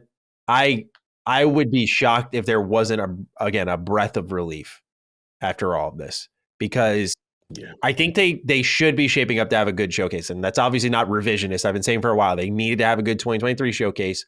I've been saying this for years, that this was their showcase. But there's no doubt that with things working against them with ABK, with Redfall, and then now PlayStation, as I said before, product of incompetence for some of this stuff. This was a product of bad timing that they couldn't control. So the fact that it's kind of worked in their favor, where it's like, now people are, you're up next. What do you got for us? Come on now, hit us. And hopefully they got stuff, man, because if they come out and they say, here's our first party, which we thought at the bare minimum, by the way, PlayStation was going to do. At the bare minimum, and I guess they kind of did with Haven and Firewalk, but let's be honest with ourselves. We really didn't get that next year and a half window like so many people wanted. And if Xbox can come out and just say, again, Forza, Starfield, Hellblade, Avowed, if you can get those 4, I think they'll be great. I think they'll be in a great spot, man. It's set up for them. They dodged a major bullet today. There's no question. I think they are relieved that it was what it was. And I'm with you. They know what they got to do now. It's, again, like I've stood on my square. They should have a great showcase. They just have to execute. It's the execution, the pacing, and then what you got to show. But yeah, they're ready. I think they're ready. Well, let's talk a little bit about the showcase. Now, we're going to do predictions next week. I should have said this at the start of the show, but we're talking with Rand. We're talking with Jez. We're looking to do the ultimate 4-man prediction show. Y'all know how it is. But let's talk about a game that actually may be there at the Xbox Showcase. And by the way, I did not know this was going to be there when I brought it up as a hypothetical to COG. It was a hypothetical, and I was shocked that it ended up being a rumor that week. So I just want to make it clear. Nate the Hate says Persona 6 is coming late 2024 and is current gen only, likely at least a timed PS5 exclusive. But Persona 3 Remake is coming later this year and will be at the Xbox Showcase, with a Persona 5 spinoff coming in 2024. Now, coincidentally, with this Persona 5 spinoff, a new domain has been spotted, which is registered. But although, keep this in mind, the registrant's information has been hidden since Atlas learned of fans spotting announcements before they actually went live for a while. This domain is labeled P5T. It is not guaranteed to be something, as there are a list of domains registered by Atlas that have yet to see any use, such as P5 or P3RE, which is registered this year in March, which I think will be used very shortly. P5U, P5B, P5M, Persona 6, Persona 8, Persona 9, Persona 10. That said, the ones that ended up being used are P3D, Persona 3 Dancing, P5D, Persona 5 Dancing, PQ2, Persona Q2, P5R, Persona 5 Royal, and P5S, Persona 5 Strikers. So, COG, we have P5T, which I would imagine is Persona 5 Tactics. That would be my guess. Persona 3 Remake at the Xbox Showcase, potentially. And Persona 6 being a timed PS5 exclusive, possibly. Now, I got to ask.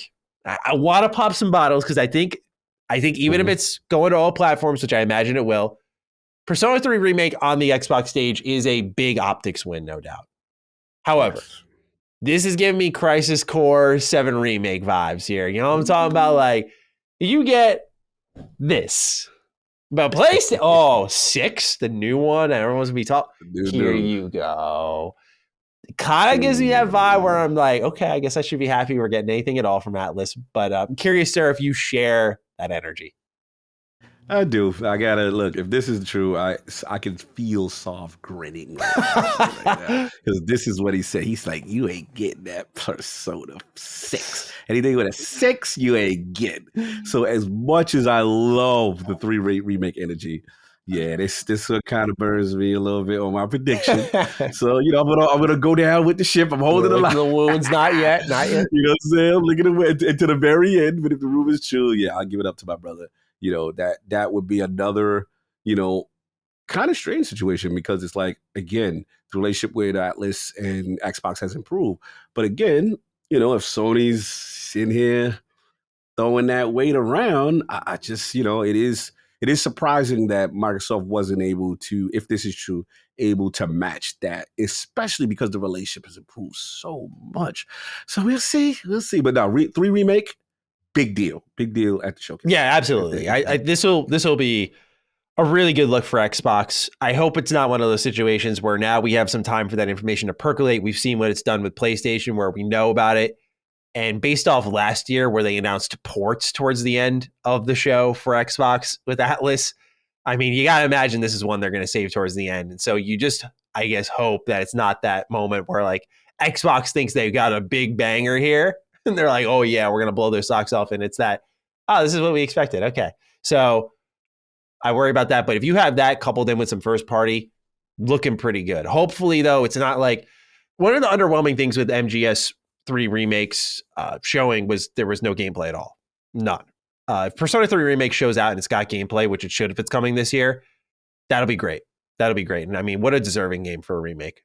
I'm very, very, very keen to see how they're handling it. Because here's the thing, the leaks and rumors have suggested that people should not hold their breath for this remake in the terms of being that unifier. And I don't know if that means no female protagonist, like some leaks have said. I don't know if that means no FES content. I don't know if that means they're going to fix Tartarus. I don't know what it means at all. But Persona 3 Remake has worlds of potential to be better than any single game in that franchise if they remake it right. I'm curious if they're going to go all the way, though. But they are definitely testing the waters because you know what comes after this. And that's Persona 4 Remake. Oh, yeah. My body's not ready. My body's not ready. That is a game that will make me sob anytime I play it. Grown man tears. Grown man. What do you do beyond crying? Because that's what I'm doing, man. That ending is so perfect. Soper, that final scene with it's a game about friendship, man. So many games try to do games about friendship, but this game gets it. It truly does. Execution. Salute. So, Cog, that's our news for the week. Pretty light in the scheme of things, I guess. Just two items. But, sir, it's time for Game Pass Pick of the Week. I saw you raving about this one online. I saw you posting about it. You said you really needed this game, so it sounds personal. And I really was, once I saw it, I was like, I can't wait to hear him talk about this because I know this is one that reviewed very well for Xbox. And let's hear your Game Pass Pick of the Week, man. This is a big one. Yeah, Planet of Lana. I had my eye on it, at a PAX West about a year ago. It looked good. It looked like a card game, environmental storytelling, really vibrant art style, animation. And it was one of those things where it's like, I know when the game got me, when I go, all right, I'm going to play for like an hour or two, and then I'm going to get my Destiny in because I got to do X, Y, Z, blah, blah, blah, right? My daily chores. And I'm like, yo, I cannot stop playing right now. I need to know what's going on. Okay. So you start off Lana, and basically, she's this character who is kind of like, it's like an alien world. What the game does really well initially, it's very playful. It's very, they speak their own language. So they talk to each other. It's her and her sister. They talk to each other. And the game is slowly building and learning you the mechanics, hiding, crouching, things you have to do, platforming, things of that nature. As you continue, the game takes a very dark turn. And I'm like, oh, okay. And the suffering that this little girl is going through is really well done. The score, Maddie, is one of the best musical scores, not just music in general. I'm talking about when enemies appear, ambiance, true tension, true terror. Oh my God, I have to survive and I have to figure out some puzzles. Very puzzle mechanic. It's not combat heavy, but it's this little girl trying to figure things out and survive on what's going on. People are out here getting abducted. It is wild. It is almost some War of the Worlds type joint going on. It's very brutal and it's very vicious. Really? This game is unforgiving. Yeah, they don't play. These robots, they are snatching up humans. You are to be harvested, and that's it. Wow. And we're cold. Yeah, so as the game's going on, and then you move on and you get to Mui.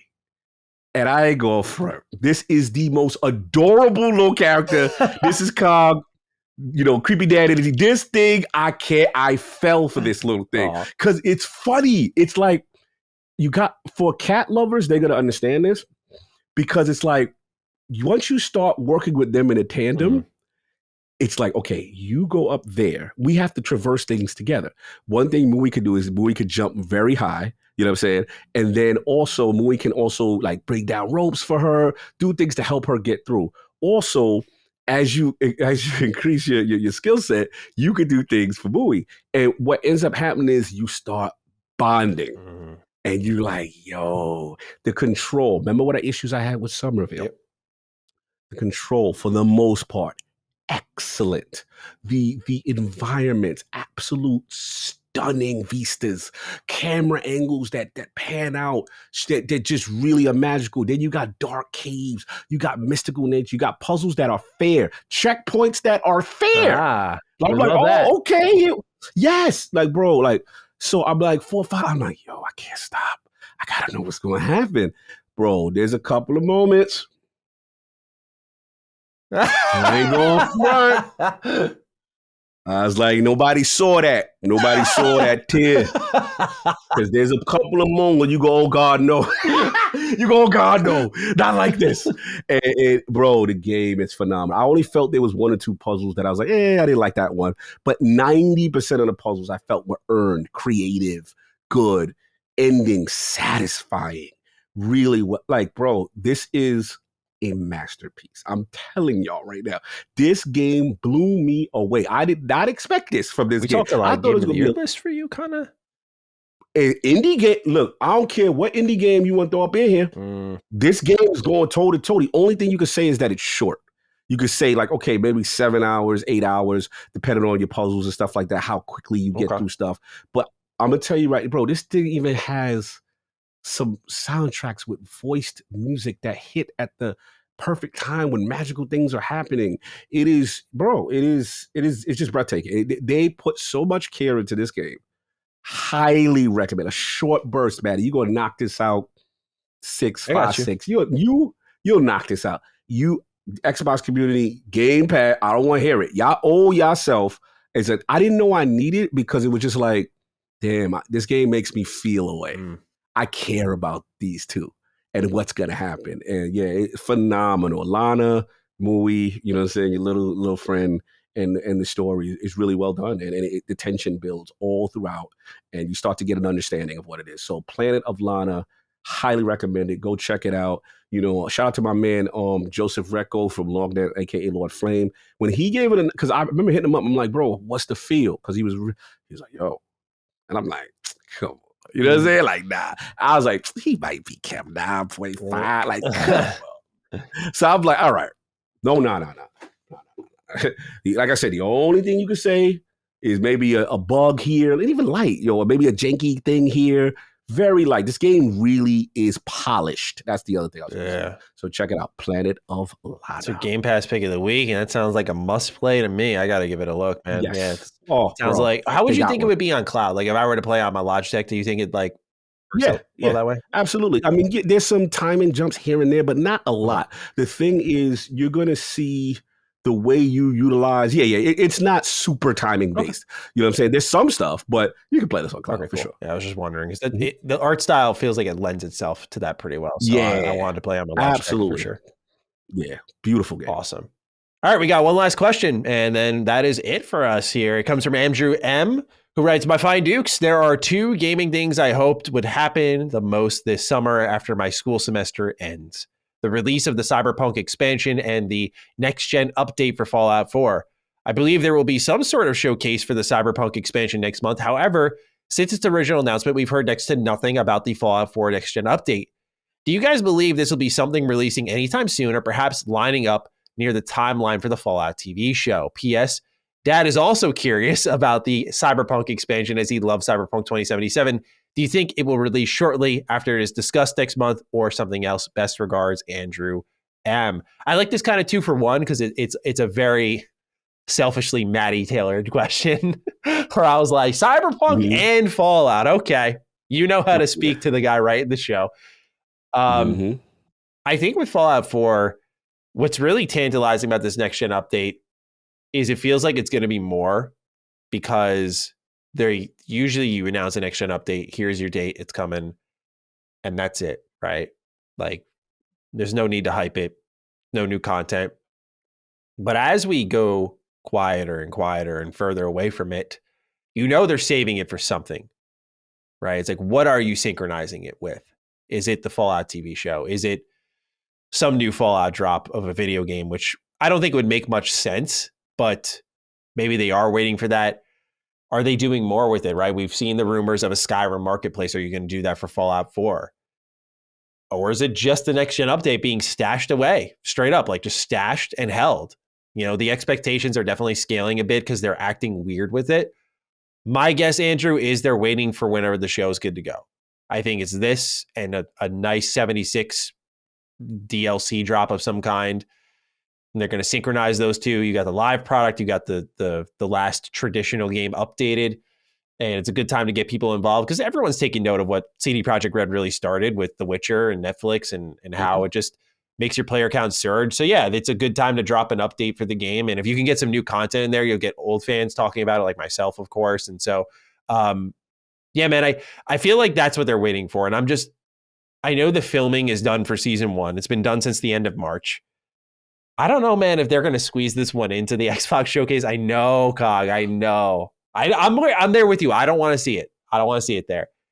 But I wonder if you could sync it up with like the next gen update or something. I wonder if that would be a passable needle to thread for you. It's like, hey, I mean, it's a game and the update's here and check out the show. Gotta keep the same energy, bro. I gotta keep the same energy. I'm with you. I'm just checking you. Showcase. Show that on your Twitter account and say, tune in to the Twitter account if you want to know about the movie. Do not be showing me movie trailers on this thing. You can advertise a movie's coming, but don't show the trailer. Like, bro, it's a game showcase. Show me that Fallout. Let's go. Yeah. That's it. Yeah. So, what do you think about Fallout 4's next gen update? Do you think it's going to hit around the show? Do you think it's going to hit around whenever it feels like hitting? Do you think there's more on the way alongside it? I mean, man, they got to come with it, man. I really hope they stack this show. I really do. Like they've got to hit these key points for the Xbox hardcore. You know what I'm saying? Like the Fallout 4s and the Halos and the certain things that people have been waiting for that are associated with Xbox. They have to hit them. So I want them to go all out. That would constitute something that the Xbox fan base and the Bethesda fan base truly cares about. Load up. If it's ready, load up. Let's go. I agree. And then we have the Cyberpunk expansion. I feel like this one, we'll do our prediction show, but this I'll tease. This is one on my list. I feel like this makes so much sense to arrive at the Xbox show. You had them show off the game on their own show, the big Keanu Reeves moment. We saw what happened with Cyberpunk. Now they're in the good graces, though. So it's a good time. Hey, guys, come on in. Let's see what we can get going here and show off that expansion, which is next gen only. Kind of get that Xbox brand marketing. We see Cyberpunk is still popping, man. I mean, with the player count, with Edge Runner. I mean, dude, they did something special. So I feel like getting in bed with this expansion is a wise choice, even if you risk the blowback like you did the first time around. But what do you think? You think it's going to be at the showcase? And if so, when do you think this is coming out? Because that, to me, I get this feeling the content creator gut in me is saying, this is going to come out in September. Like, I just can tell. I'm just like, it's going to be this and Starfield I'm going to have to somehow find time for. I feel like that fall, when Maddie calls, when they stack everything at one time for poor Maddie. Blowing their load is like what I call it. Yeah, exactly. Yeah, it does feel like. But yeah, I think this is a safe bet. I think you're on it. I think that they have the marketing. It's the perfect redemption story. Cyberpunk's in a great place. Have Idris Elba come out on the screen, showcasing whatever they showcase it. Phantom Liberty, the graphical, next gen only, looking impressive. These are games that they need to be on that stage. So I'm with you. I think this is almost a lock in a way. Yeah. Right? It feels like a safe bet. Like, I wouldn't be too surprised if it was there. So that's it, Cog. That's every question, every bit of critique for this week's Defining Duke and Xbox podcast. I am very burpy this episode. I apologize. That was another one. It's just flying out of me, man. But what I was going to say before I was interrupted by my own gas was next week is going to be our prediction show, as I said earlier. So for those of you who forgot, it's going to be myself, Cog, Rand, Jez. That's the plan, at least. We don't know who's going to flake last minute. Never know. But the plan is for us and Xbox 2, team up, do our prediction show. We're going to go down every bit of the Xbox first party. We're going to go through third-party predictions as well, like our personal ones. And obviously comb through what news is there, but expect it to be a little light on that front. We like to make our main show the predictions because I think it's fun to have that out there publicly. We don't do Defining Duke Ultimate often enough to justify like, oh, let's just focus on the news that week. So we want to make sure we're considerate of the amount of time it takes to produce these episodes. But that will be your episode for the 31st. And I'll remind you all of this next week, but that'll be your episode for the 31st. And then we will not be recording on the 7th. At all, because we will be recording our show on the 11th, the night of the 11th, to get an episode out to all of you on all feeds on June 12th following the showcase. Yes. So we will be there covering everything that's there and discussing it. And it'll be a fun time nonetheless. But Cog, it's happening, man. Next week, predictions. So here we go. Here we go. This is that time of year. Shout out to the Xbox 2 and the homies. You know what I mean? Yeah, this is going to be fun. I can't wait. So with that, Cog, we need our hashtag for the week, right? PlayStation with a miss. Xbox on the up and up. I don't want to get console worry with it. Yeah. I don't want to get nasty. Yeah, I feel like a lot of PlayStation fans are going to be coming to us this week, maybe for like comfort. For us to hold them in our arms and be like, it's okay. Like, we're not going to beat you up. Okay. Now, as you notice, we didn't beat any of you up. See? You're welcome here. I mean, they may come for me, though. I ain't have the nicest things to say. You didn't. Oh, yeah, I did not. I got to be real with it. Oh, what are we thinking? Survive? No, you know what it is? I want to give credit to my co-host here. We're going to do DD flu. Okay. My man fought through. Fought through the flu. And, got here in a 3-hour show, and there were a lot of moments, bro, you couldn't even tell you the truth. So we want to give some salutes to the co-host here. Shows up, makes the show possible. So let's give the kudos. If you got this deep, whether you're on Twitter, at G27 Status, at Lord Cognito, or in the comments section. Tag us with the hashtag DDFlu. Let us know your thoughts on this episode, good or bad. We welcome it all, clearly. Appreciate it. This is my flu game. Maddie had me. I was on lean on the shoulder. I just had to, like the old Michael Jordan, Scottie Pippen. I got to be the energy guy for once. Let's go. Yeah, he was the energy guy. I was like, whoa, but I was like, I got to get through this. There's no way we missed this for the LSN. This is too big a show, and then next week as well. So thank you, bro. Oh, you know what? The dang mate. you still hard carry on the flu. I hurt my back and I couldn't show up. So you're built different. That was serious. Yeah, sure. I couldn't walk, but still. Yeah, you could not walk, bro. Like, anyway, ladies and gentlemen, thank you so much for tuning in. Again, the hashtag is DDFlu. We hope to hear from you there. But otherwise, take great care of yourselves, and we'll see you next week for our predictions episode on episode 126. So until then, peace out. Peace. Defining Duke, an Xbox podcast, is a product and trademark of Last Stand Media and Collins Last Stand LLC, and is recorded from the United States of America. The show is conceived by Matthew Mr. Matty Plays Schroeder and me, Colin Moriarty, and is written and produced by Matthew Schroeder. Matty's co-host is Barry Lord Cognito Eversley. Defining Duke's executive producer is Dustin Furman, and the show is edited by associate producer Ben Smith. All of Last Stand's theme music is by Ramon Narvaez. As you know, all of Last Stand Media's shows, including Defining Duke, are fan-funded on Patreon at patreon.com/laststandmedia. The following names are at the producer support level on Patreon, and we're thankful for your kindness and generosity.